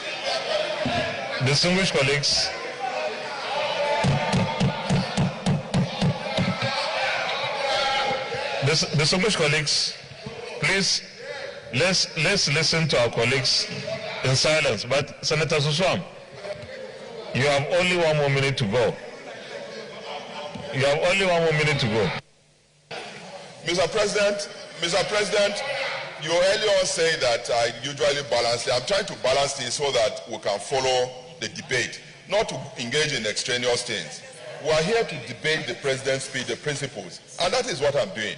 Mr. President, the leader did mention, and it is in page 4 of his statement, that the borrowing is not sustainable and that we need to go outside of the box to sustain that. It's on page 4. I'm not saying anything that is outside of that speech. Mr. President, the deficit has gone beyond 3%, which is set by the statute which we passed. What I'm going with is argument that we need to, either by way of resolution, allow it. Solomon should wait and tell us that that is coming under the finance bill that is coming, so that we can do this. So now, Mr. President, the World Bank did say that debt service to revenue ratio should not be more than 22.5%. The debt service to ratio that we have as a country now is about 60%. The implication of that, Mr. President, is that for every 100 naira earned in this country, 60 naira of it goes on debt service. It's not sustainable, Mr. President. And we must accept the fact that we need to find a way in which we can reduce the borrowing. Finally, Mr. President, the chairman of finance led us, members of the committee, and we identified copiously that the GOC, government-owned enterprises, have engaged in excessive expenditure, which have added to the deficit. Mr. President, in his speech, also mentioned that minister, that is our responsibility, it's not the responsibility of ministers, that the minister should monitor what the GOEs are doing. Mr. President, I think that if we look critically at the expenditure level of government-owned enterprises, we will substantially reduce the deficit. Deficit of the government means that ab initio, we are unable to finance it. And the leader also mentioned finally, Mr. President, that for us, the financing of this deficit is from borrowing proceeds of SARS. Mr. President, we have understated the deficit because those proceeds of SARS have not started and they are not even mentioned. And so it will be difficult for us to now say that we can finance deficit. There are 3 financing items. We've continued to borrow. Like I said, the implication of borrowing is that everything is crowded out in the private sector. And so it becomes a vicious cycle. When we come into 2022 budget, we are going to borrow more. When will it end, Mr. President? That is the question. Thank you very much. Senator Jeff.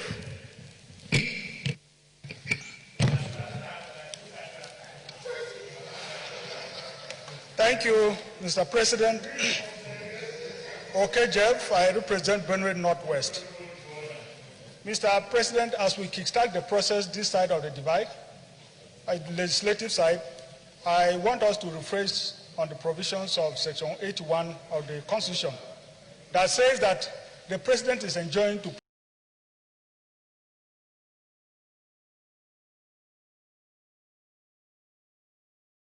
we can't do anything about.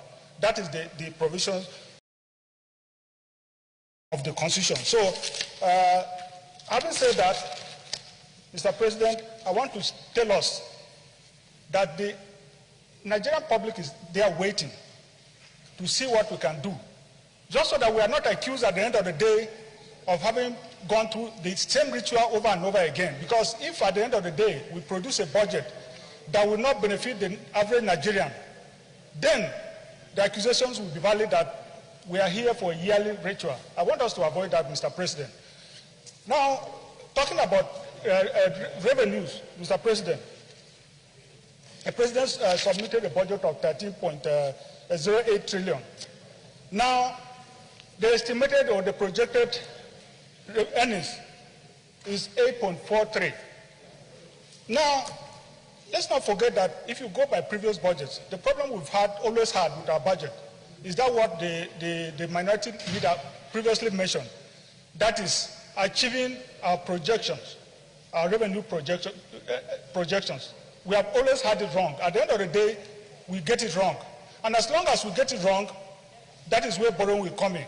if we really have to fund. But if you look at how we have funded the budget, especially the capital component of the budget, we've always got it wrong. That is why I have problems with this budget. I have problem with the 13 trillion that we have, because there's nothing on ground to show that we really have the capacity to fund this budget. So my take is that, why don't we come up with a realistic figure, which at the end of the day, we may be able to fund the budget far more than we've ever done before, because as it is, it's more of the same that has been happening in the past. Mr. President, as somebody who is from Benue, agriculture, Benue, by the way, is known as the food basket of the nation. So naturally, I'll look out for any provision. Yes, you could say that... Time up. Look at the time. Time up. It's just 2 minutes now. So agriculture, I look out for it. Yes, you could say that over 100 billion has been provided for agriculture. But if you look at what has been happening practically, one component of agriculture is provision of fertilizer to the average farmers, and it has been priced out of the reach of the average farmer. What are we going to do to ensure that not just the fantastic amount that has been provided, but this actually goes to help the average farmer? At the beginning, or at the outset of this administration, the president made a grandiose declaration about moving away from oil to other sectors, particularly agriculture. And I was very excited, and every time I had the opportunity to speak on the media, I re-echoed that, because I knew it was going to be very helpful. But what can we say? I'm just thinking, how much has agriculture provided to the GDP year in, year out since this declaration was made? Unfortunately, not much. And so if we don't have agriculture contributing much, I'm afraid to say that we'll continue to borrow needlessly, because agriculture is a big earner if we get our acts all together. So in my opinion, my dear colleagues, before we roll this out for the signature of the president, we should bring down the sum to be a realistic sum, so that we don't go borrowing sums and leaving debt for future generations. Thank you. Thank you very much. Senator Chukwuka Utazi. Senator George Thompson Sekibo, JP.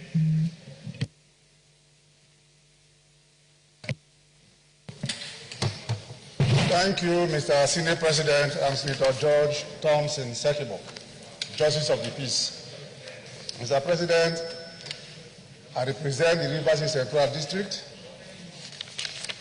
I did not intend to make a speech for this budget, but because it is my duty to do so. So I have just noted some fears I have, and I will talk about the fears. When we address them, we are addressing the problems of Nigerians. I am not speaking because I am in PDP. I am speaking as a senator of the Federal Republic of Nigeria. Mr. President, the first issue I will raise is about our Naira exchange rate to the dollar. That is a problem. We have to do something deliberately to be sure that that is controlled. I'm saying so because in 2015, between January and May, it was 177, 180. But at the end of the year, it averages 199.2425. It has gone in that way, 2016 to 300, 2017 to 259, now as we speak today, this morning, is 383.4 that they're changing. And then the current budget has projected 378 for next year. That means that by the time we get implementing this budget, it might go to up to maybe 390 or more. And then you also know, most of us don't have the opportunity of getting money from CBN. Many Nigerians buy from the black market, and so that is a problem. We need to address it properly, so that it does not grow every year, adding more figures. It's not good for our image and for the interest of all of us. The next one I want to talk about is, again, budget deficit. It has increased 2015 1.04 to 2.22, 2.236, and so on. To last year, 2.18. But today, it is 5.20 trillion as deficit. Mr. President, that takes me to the budget itself. Now, the budget of 13.08 trillion has a deficit of 5.2 trillion. That means 39.76% of the budget is a huge sum. Now, debt services, 3.12 trillion. Mr. President, if we had a debt service to the budget deficit, it's already 8.32 trillion of the total budget. Now, debt service, we are paying the debt we are owing. Then we are borrowing again, 5.2 trillion. These monies are not part of the real budget for our people. They are not. So we also have to look at it very well. Now, it means that the actual spendable budget is 36.6 trillion, which translates to 4.75 trillion. So you see that's a problem. Now I come back to another fear. Total budget 13.08, deficit 5.20, capital project 3.85 trillions. Can't we not imagine that, assuming we are not able to borrow money, we are not able to get loan from anywhere, then the capital is completely out of the budget? Because you must pay salary every day, the offices must be maintained. It means that the recorded expenditure will always be going on, whether we borrow or not. But now, if we don't borrow, we are going to have that kind of major problem. So we should look at it. These are fears. It's not about any person, but it's about fears. So, Mr. President, how can the capital project and the deficit you are thinking about, the capital project fund is far, far, far lower than the deficit. Assuming we don't have money to borrow, it means that we can only be able to take care of the government runnings, paying our salary and all that. Well, the leader has said that borrowing is better and we'll get the money. So I believe that we'll get the money and it's properly utilized. The other one I want to talk about is the Niger Delta Development Commission. Mr. President, we've been seeing figures that have been allocated to them annually. Unfortunately, at the end of every year, maybe 56% or less than maybe 60% will physically get into their hand. And the problems there are still going on. If you read paragraph 21 of the President's speech, he said, under the Road Infrastructure Credit Scheme, the following projects have been done. The C of those projects is the construction of Bodo Bonny Road with a bridge, with bridges across the channel, Kobe Channel. Mr. President, recently, the River State Caucus of National Assembly had a meeting with the LNG staff, and this issue was raised. They told us that the federal government has not been able to meet up the obligation. No, the project is divided. They are bringing 60 billion, and the federal government is bringing 60 billion. The work is going on, but they are not getting money from the federal government. And they are appealing that, look, why not take part of your earning from the LNG in the year and invest in this project so that they can keep on just going on with the work than waiting for a job that could be finished in 2 years for 10, 20 years. Now, in this budget, I think about 24 billion is provided for that purpose. The fear again, capital projects are not normally fully funded. Maybe we may have something much more less than it.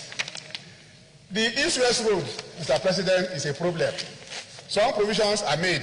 We have been talking about this East-West Road. Time up. We have been talking about this East-West Road virtually every year in every budget. But nothing much has come out of it. And these roads leads to, especially, let me talk about the part in River State, leads to the petrochemical industry, it leads to 2 refineries, it leads to the Noctere Fertilizer Company, this, and again, the Federal Ocean Terminals and the Free Zone. Now, these roads lead to this national investment. and it is not done. Last weekend, I was going to my community from Port Harcourt. I spent, with escorts, I spent 2.5 hours on the road.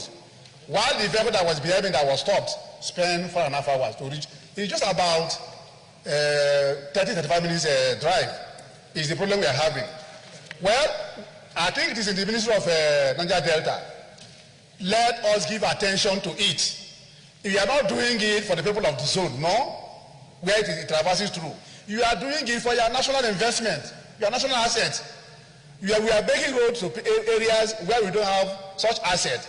Here you are having over 6-7 assets link up the east-west road so that people can travel and go to their destination. Finally, I don't have other argument with Mr. President and the budget he has read.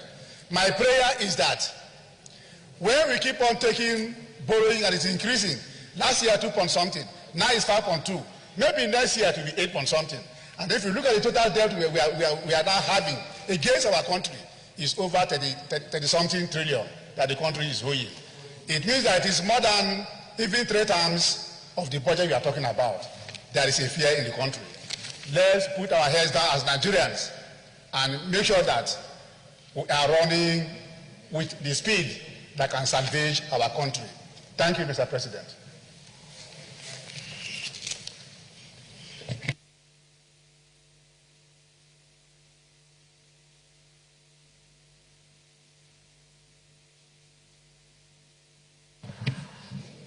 Thank you very much, distinguished colleague. Senator Uche Lilian Ekonefe. Thank you, Mr. President. Mr. President, distinguished colleagues, my name is Senator Uche Lilian Ekonefe. I represent Anambra Central and from Anambra. Mr. President, first of all, let me commend you for the timely consideration of this year's budget implementation and budget events. Mr. President, with the timely consideration of the budget, obviously we are going to keep to our normal cycle of January to December financial year end. But having achieved that, Mr. President, the next one we must achieve is the implementation, budget implementation. For the past 4 years, we have not been able to implement our budget up to 70%. We can allocate all these funds to all the agencies, especially agriculture, roads, and power and all of that. And we don't implement up to 60%.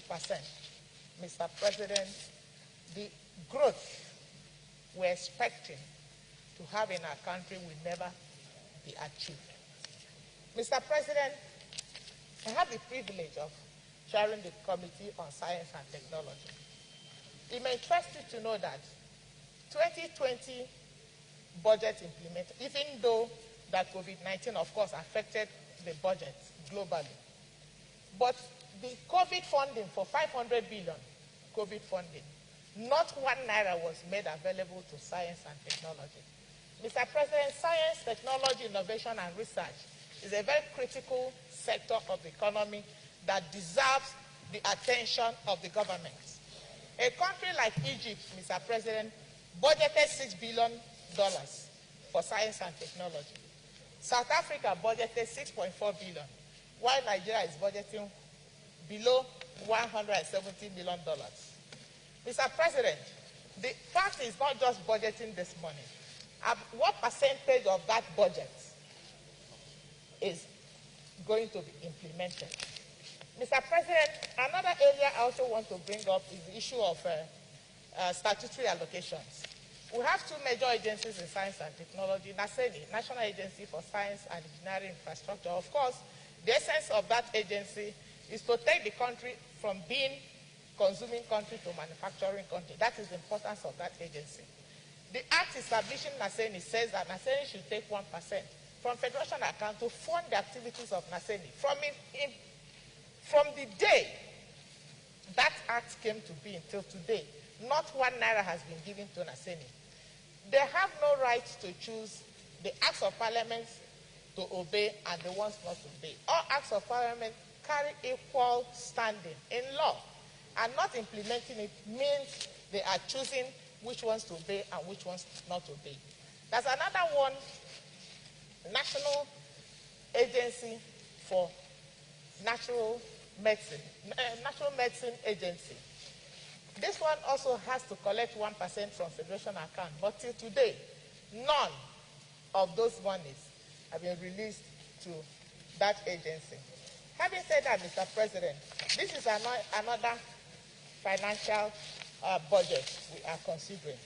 We have to look at those critical agencies, look at the critical ministries, and be able to release their funding and also follow up with the implementation of such budget releases to them. Mr. President, another area I want to also point out is the issue of decay of infrastructure.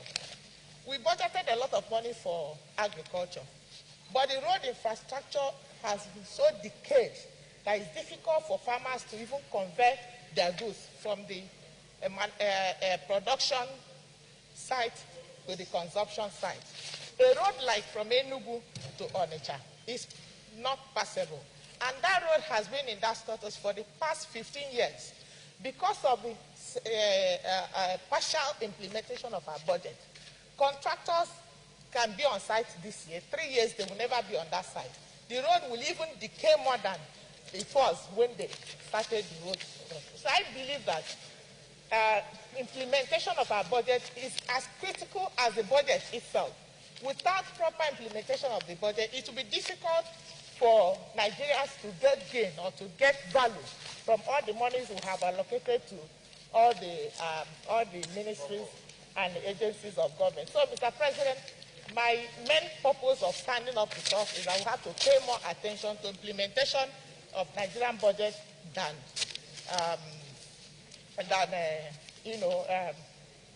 pay more attention to the implementation of the budget and ensure that the committees of the Senate pay more attention on the oversight that the budget should be implemented. Thank you, Mr. President. Senator Ike Koramad. Thank you, Mr. President. Very distinguished colleagues. I'll simply go to the issues.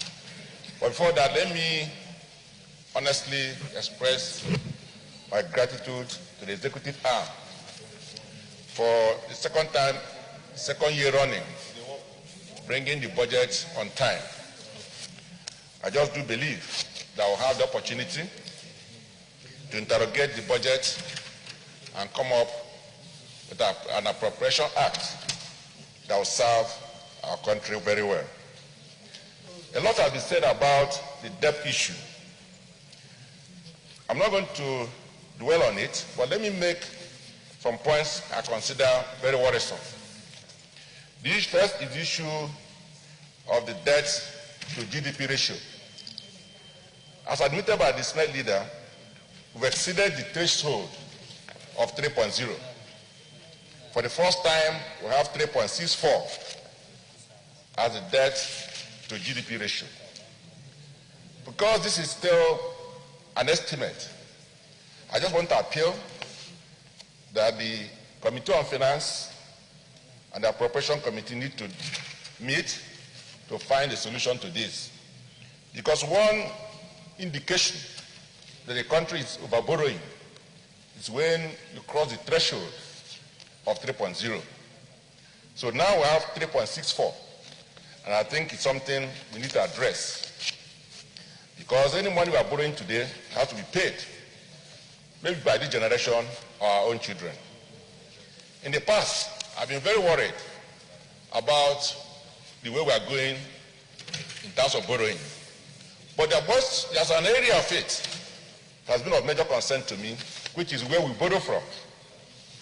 We've not been borrowing sufficiently from the multilateral agencies such as the World Bank and IMF. But I've shown much concern in the loan being given by China. And I don't think that is the way to go. China will never forgive you. They're not going to let you go off any of the debts. Because all the money you're collecting from China goes to specific projects. And once these monies are not paid, China will take over those facilities. So that's the worrisome aspect of it. So we must be wary of Chinese loans. Mr. President, distinguished colleagues, The other issue is the issue of social intervention. In the past years, we've spent a lot of money on social intervention, and it seems that we're not getting the required results, which is to decrease unemployment. We still have young men who are frustrated out there looking for jobs. It is time we depart from the palliatives of social intervention and begin to deal with real issues of job creation by investing and expanding our investment in ICT, in industry and industrialization, and in modern agriculture, because the agriculture we have today is not attractive to young people. We must create lifestyle centers around agriculture, where we have stadium, shops, play areas, and other facilities, including health facilities, in modern farms that can attract young men and women to take to farming. Until we do that, it will remain unattractive to our young people, and then it will remain what it is, which is subsistence. Mr. President, distinguished colleagues, the other area is the issue of value to cost. I listened to the budget, and it appears to me that government is going to make certain expenditure in terms of providing health centers in many parts of Nigeria. The problem with this is that in the past, these have not shown that there's cost to value. My experience, I'm sure it's also your own experience, is that we have tried to intervene in our respective areas by building health centers. What has happened is that those health centers were never put to use. And the reason is quite clear, because the federal government don't have doctors at that level. So when you do these health centers, nobody manages them. They don't have doctors, they don't have nurses. So if they end up being abandoned, and if you provide any facility there, they are largely vandalized. I think that what we need to do this time is that our health committee need to ensure that every money in that respect is properly applied, possibly to expand the existing health facilities where you have doctors and have nurses. Mr. President, distinguished colleagues, finally, I would like to say some few words in respect of what the Senate leader said on restructuring. The Senate leader is my friend, and I respect him highly as a patriotic Nigerian. But I don't think that I agree with him that those who are calling for restructuring are calling for dismemberment of this country in his own words. I think they are also patriotic Nigerians who want the best for our country, who wants the unity of Nigeria, who wants the continued existence of this country, who wants fairness to every part of Nigeria. They are not calling for dismemberment of Nigeria. So on his behalf, as my friend, I withdraw that aspect of his own presentation. Thank you very much. Senator Obasani.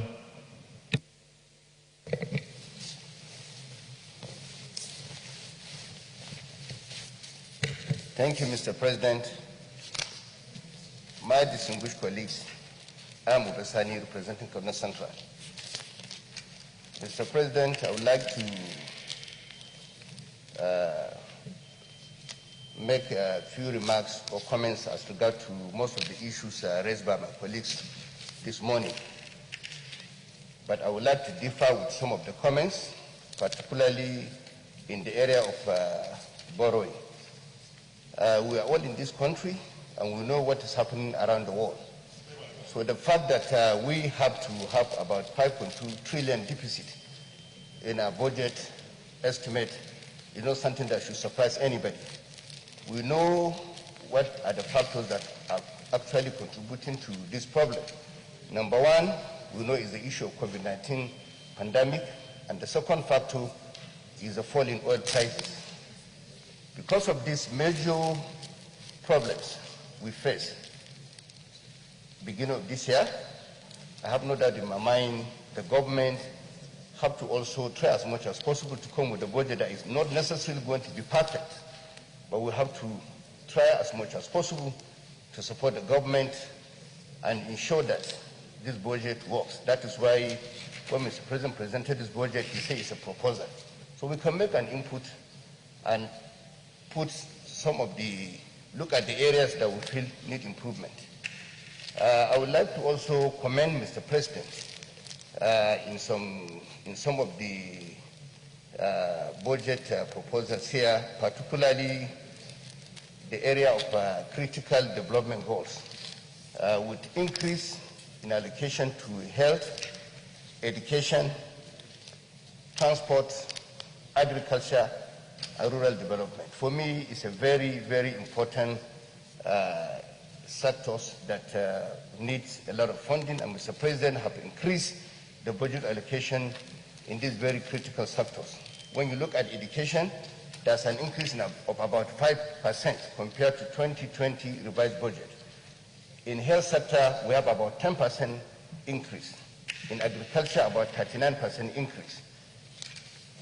I still have some concern about the budget of agriculture, despite the fact that we have about 39% increase, because what is happening right now in the agricultural sector, I am not sure if the government have addressed the issue critically. But I'm also happy when Mr. President, in his own budget presentation, directed the central bank to continue to support smallholders farmers by giving them loans at 5% interest rate.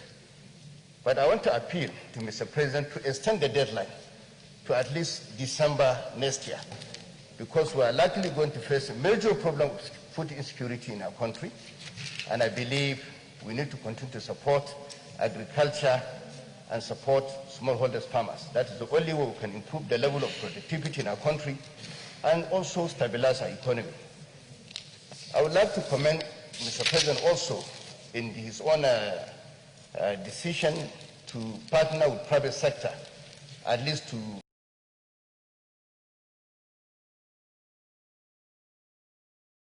address the problem of in here is that the budget do not come with the way they want to implement the partnership with the private sector. But I would like to suggest that when they are discussing the issue of partnership, I'm also aware the Central Bank of Nigeria will lead it with Sovereign Wealth and African Finance Company. I would like to appeal to those agencies to be careful in the way they carry the private sector, because they can only support them through tax waiver and import duties. I think that would be the best thing. But when I heard the Minister of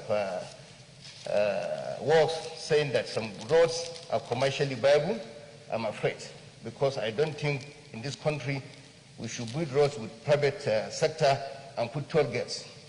Only recently, the federal government increased the price of petroleum products, and that's affected the economy of our people. People are already suffering because of the increase in petroleum price.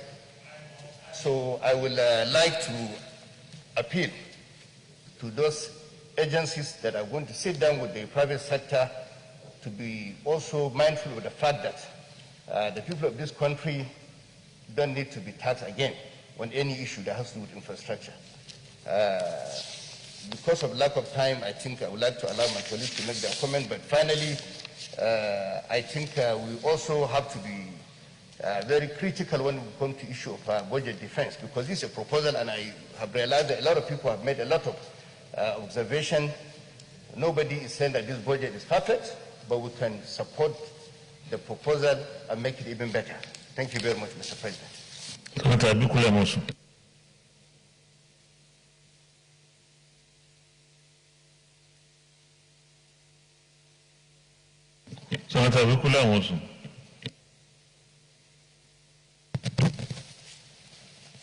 Thank you, Mr. President. Distinguished colleagues, Ibukunle Amosu, I represent Ogun Central. First, let me state that budget is a statement of intention. Truly, there are no perfect budgets. Sometimes, even at the end of the year, you can find out that some areas where you think you will probably achieve maybe 80 or 90%, you will end up maybe getting maybe even 95 or 100, and in some area it will drop. So arising from that, Mr. President, what will make maybe the budget work, or what will develop our country. Those are the ingredients that must be, there are some things that must be seen in any budget. And I want to say, having accepted the fact that there are no perfect budgets, and budget is a statement of intention, that this budget, as delivered by Mr. President, is something that I will say that all the building blocks that is needed for development are all there in this budget. Mr. President, I don't want us to forget where we are coming from and where we find ourselves now and what we envision to do. One, if you look at this budget, and as a matter of fact, I always say this all of the time, that maybe when you take away security, which is very critical, the next thing is infrastructure, because infrastructure is the enabler, is the pivot on which any development will rest on. And you will all agree with me, unless maybe we don't want to accept that fact, that as we speak today, we have huge infrastructural deficits. Indeed, what I begin to wonder every day is to ask ourselves, how have we been able to cope as a nation without all this infrastructure being in place? And this is the time that we can all see. This is not maybe patronizing the government, or maybe because we are this party, that party. I know in this chamber, all of us are one, and I have to say that. But look at what is happening now with our infrastructure. Look at what is happening now with our development. And I will now speak to all the things that are in this budget. Number one, the budget size is, I think, 13.08 trillion. And when you look at the revenue that we expect to get from this budget, one thing that make me happy is the fact that, yes, we are not there, but hither though, you will discover that all our intention, that however beautiful it may be, will just be on oil. But in this instance now, we have been able to reduce our total dependence on oil. We are not there yet. In a scenario where you have 1.49 trillion out of a total of about 3.59 trillion coming from non-oil, certainly we are almost getting there. And the only way to go is to diversify our economy. And you cannot diversify any economy if the infrastructures are not there. Infrastructure, of course, will include the road, will include the rail, will include the air, will include the water, it will include the power, it will include even our communication, our environment. The totality of it will be what we call our infrastructure. And you realize that when this present administration came into office, they said three things. Yes, one, we are still having the challenge, huge one at that, and that is infrastructure. That is security. But outside the security, you will realize that how to develop our economy, which will center around infrastructure, we are handling it well. Without sounding repetitive, let me just mention some of the things that, yes, our colleagues have mentioned too. And that is what we are doing in the area of infrastructure. Look at, let me even start from home, and that is Lagos-Ibadan Expressway. I remember as a governor, I was there when the previous government said, this is the road that we are doing, we are going to complete in 2 years. Indeed, I went with Mr. President then. Of course, nothing happened. Today, we are almost maybe clocking about 60% of that completion on that road. So that tells you that, okay, we are working our top. Look at the second Niger bridge, it's on. Look at the Bodo bridge that they are doing from, I think, from Port Harcourt to Boni. They call it Bodo Boni Bridge and Road. They're working on it. They're doing Port Harcourt. They're working on it. In fact, this Kaba, Lokoja, they're working on it. When you, those are the things, the totality of what will bring this private sector initiative to support the government. Because no government can do it alone. No government. Without any nation that will be developed, will be private sector driven. Even all that we are saying about unemployment, every day we say unemployment are used, which is true. How much of it can government alone do? No. Government will have to create the enabling environment for private sector initiative, for entrepreneurs to bring their money. And no sane entrepreneur will bring any money. They are not sentimental. Capital is not sentimental. Investment is not sentimental. They will bring it to where they know that, okay, their money is safe. All the infrastructure that will support them are there. Look at rail, for instance. As we speak today, of course, they've completed the Abuja-Kaduna. It's working. I'm happy to report that Lagos, Abeokuta, Ibadan, any moment from now, it's ready. Even the station, I couldn't believe my eyes when I saw that, oh, when I left as governor, Every day I go, I don't know now that the station has almost been completed. In Ibadan, in Ilogun, in Abeokuta, in Lagos, about the 4 that is there. They are tearing that, they are doing a spur to the port. Imagine that one, what we do for us. So if you leave that one, and of course, without me sounding again, the Kaduna, Kano, all of them have been done. In the area of the air, look at in the area of our air, look at what they're doing for all our airports. Lagos, Abuja, Enugu, Kano, Port Harcourt, they're doing that. So clearly, they are walking the talk. And after what I've said about infrastructure, for infrastructure to happen, once infrastructure is there, then you begin to diversify. Look at what Mr. President is doing in the area of agriculture. Now, look at what the CBN is doing, the initiative of the CBN. On these anchor borrowers, they are giving us single-digit interest rate. They are supporting our MSME. So all of those, look at the social safety net that the government is bringing every day. They're introducing this, they're introducing that. And that is to make sure that our people are not suffering. Yes, we know there are challenges, but they are doing all of this. And when you look at even the budget itself, all the accounting postulates that should be in place, they're there. Look at our oil benchmark. Look at the amount of our oil benchmark. Look at even what we said we're producing on a daily basis. When you look at all of those numbers, you will agree that this budget is a budget that is workable, it's a budget that is achievable. Yes, we may not in the final analysis say, okay, we have achieved maybe 100%. When you say benchmark of 40, we assume that between now and that time, we may even maybe exceed that 40. And the daily production of 1.86, all things being equal, we may even exceed that. The budget, we have budgeted ourselves too tight, which is what we should do. But one area we must all work is to ensure that we increase our revenue. And once the revenue is increased, the deficit that we are talking about, which is about 39% and 3% of our GDP, if we work on our revenue, we will not go borrowing to that level. Once we drive our revenue to a level that is good, that will be a successful budget because we will now reduce borrowing. So what we should imbibe is to say that we want to increase our revenue and at the same time we want to reduce our expenditure. Whereas we should be hungry for development. We'll continue to increase our spending on infrastructure. And in the next 5 years now, you will see that when they bring budget to this Hello Chamber, you will see that our capital, because we'll have fixed our infrastructures, then it will be maintenance. And the current expenditure will now be increasing. As of now, what should be happening is happening. They are bringing up our expenditure on capital for infrastructure development. So, Mr. President, the time is short, but I want to say that in a budget of 13.08 trillion, and the total deficit is about maybe 39%, and even the level of borrowing, we can reduce it when we do the right thing. So, Mr. President, I want to submit that this is a budget, and in diversification of our economy, they are looking into mining now. They are looking into our mineral deposits. They are looking into gold, sapphire, all of them. In the area of steel, look at what has happened to Ajaokuta. They are running around every day. Look at what is happening in Takwe. I don't know. So all of these things, the totality of it, will develop this, our country. Will make sure that this budget is achievable, this budget is doable, once we give our necessary support. Mr. President, I so submit.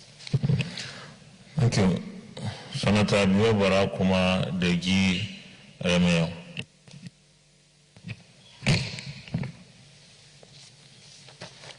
Thank you, Mr. President. My name is Senator Degi Eremien. I represent Bayelsa East. Mr. President and distinguished colleagues, I will try to, as much as possible, avoid the risk of repetition. And I want to say that Mr. President, giving the team 2021 budget as a budget of economic recovery and resilience cannot be better captioned than the way he has done so, because of the fact that he has faced the realities, global realities, that are prevailing. And so I think that the presentations made by Mr. President are reflective of the content of the MTEF and fiscal strategy paper, and therefore what is contained in the budget speech is a reflection of what we had already endorsed. Having said that, we are all aware that so many economies, the advanced economies, the emerging ones, the economies of the third world countries are all struggling to come out of recession on account of the COVID-19, pandemic. And I want to say that looking back at the way the federal government had battled with the global scourge of COVID-19, the expectation of the Western world was that the streets of African countries will be littered with dead bodies and what have you. But by the special grace of God, with determination and the resolute way and manner the federal government had fought this global pandemic, we have been able to come out of it to a very large extent where we can all see that the economy is stabilizing and we are gradually moving out of recession. That is worthy of commendation. We are aware also that government had been able to fix a number of critical infrastructures in the country. Payment of salaries had been sustained successfully over this period of the pandemic. So, for me, we can give the government a pass mark as far as evaluation of the 2020 budget implementation is concerned. Having said that, I like to come from a different perspective. I subscribe to the thinking and views of Senator Abekule Amusu, who said that we need to address the issues of revenue generation. And the saying that where your treasure is, that is where your heart lies, is a statement of fact and will always stand the test of time. Therefore, talking about improving our revenue generation capacity, it is important for us to look back while we are thinking of diversification. While we are struggling to diversify our economy, the fact remains that we are relying on a monoproduct economy, and that is what is sustaining the economy of this country. So if that is the position, our treasure is oil and gas. Our treasure, whether we like it or not, is also the solid minerals. For instance, gold, lead, bauxite, diamonds, and what have you in the north. So, let me say that if our heart must lie where our treasure is, attention must be given to the areas of leakages, particularly when you are talking about oil and gas production. There are leakages in the chain. There is theft of crude oil, vandalization of pipelines, illegal bunkering, and what have you. In the heart of the Niger Delta, the reason why it is thriving is because of the difficult terrain. And the difficult terrain is because there is no road network in this area where the oil and gas is being produced. I looked at the presentation of Mr. President, and 404 billion is allocated to works. I just hope and pray that when the main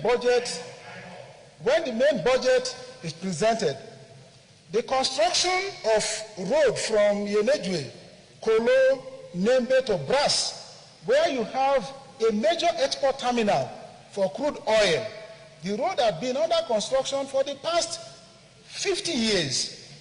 I just hope that that project will be considered as a priority project and be captured as part of the funding from the Ministry of Works allocation.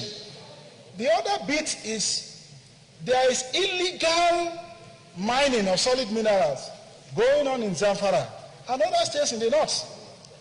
In some countries, the economies are being run from solid minerals that are produced in these countries. And they are doing very well. I believe that if we are able to prevent and stop these excesses of illegal mining, illegal extraction of our solid minerals, the revenue will shoot up, definitely. And we will not be thinking about borrowing, so much so that the deficit is about 5 trillion naira. If the revenue increases, definitely funding of 13.08 trillion naira budget will not be too difficult. That is the way to go. Mr. President, distinguished colleagues, this budget is a budget that can be implemented if we consider these areas of leakages and we are able to block them by giving priority attention to areas of critical infrastructure. Our revenue will increase. There's somebody you can round up now.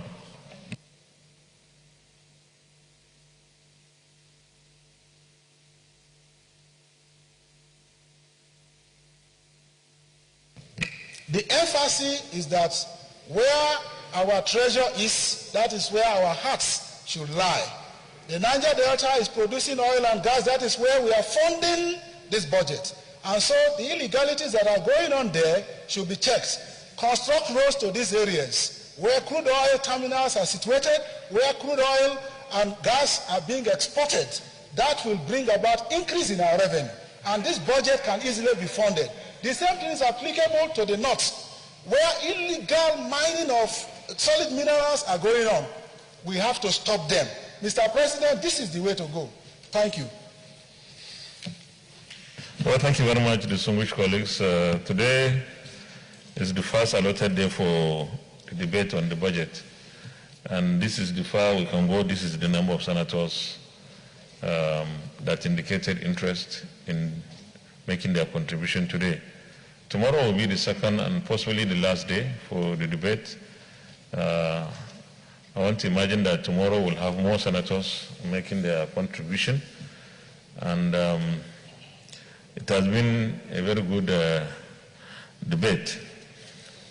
So we still have the paper for tomorrow. Whoever wants to speak tomorrow would have his name indicated there. And I think we have come to the end of the items on the other paper. Senate Leader. Thank you, Mr. President. My highly respected and distinguished colleagues, I write to move a motion that having come to the end of the items that we have on the order paper today, I move that we adjourn until tomorrow, the 14th of October 2020 at 10 a.m. I so move. Minority Leader. Thank you, Mr. President. I reluctantly second.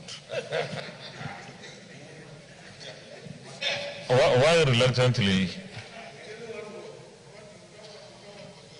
Oh, okay. But you have made your contribution. There's so much colleagues. Before I put the question, I have two letters to read. Northern Senators Forum, notice of meeting. This is to invite the single senators of the Northern Senators Forum to a meeting scheduled as follows. Date Wednesday, 14th October 2020, that is tomorrow. Time 2 p.m. prompt. Venue Conference Room 022, Senate New Building. The single senators are urged to attend. Signed, Senator Ali Magatakadawa Mako, Chairman. This is a letter from Senator Dr. Lawal Hassan Anka. Announcement of death. With great sadness, we, the family of Zamfara West Senatorial District, announces the death of our father, brother, and a senior citizen, Senator Yisha'u Muhammad Anka, who died on the 12th day of October 2020 after a protracted illness here in Abuja. Until his death, he served as a senator in the 4th and 5th assemblies of the Senate, leaving behind a wife and 6 children. The funeral prayer will be observed by 1:30 p.m. today, 13th October 2020, after Zuhr prayers at the National Mosque, Abuja. We solicit for your prayers that Allah subhanahu wa ta'ala forgives his shortcomings and grant him Jannatul Firdaus. Amin. Thank you. Signed, Senator Dr. Lawal Hassan Anka. Distinguished colleagues, with these 2 announcements, I will now put the question. Those in favor that the Senate do adjourn till tomorrow, Wednesday, the 14th day of October 2020 at 10 a.m. prompt, say aye. Those against, say nay. The ayes have it. The Senate is hereby adjourned till tomorrow, Wednesday, 14th day of October 2020 at 10 a.m. prompt.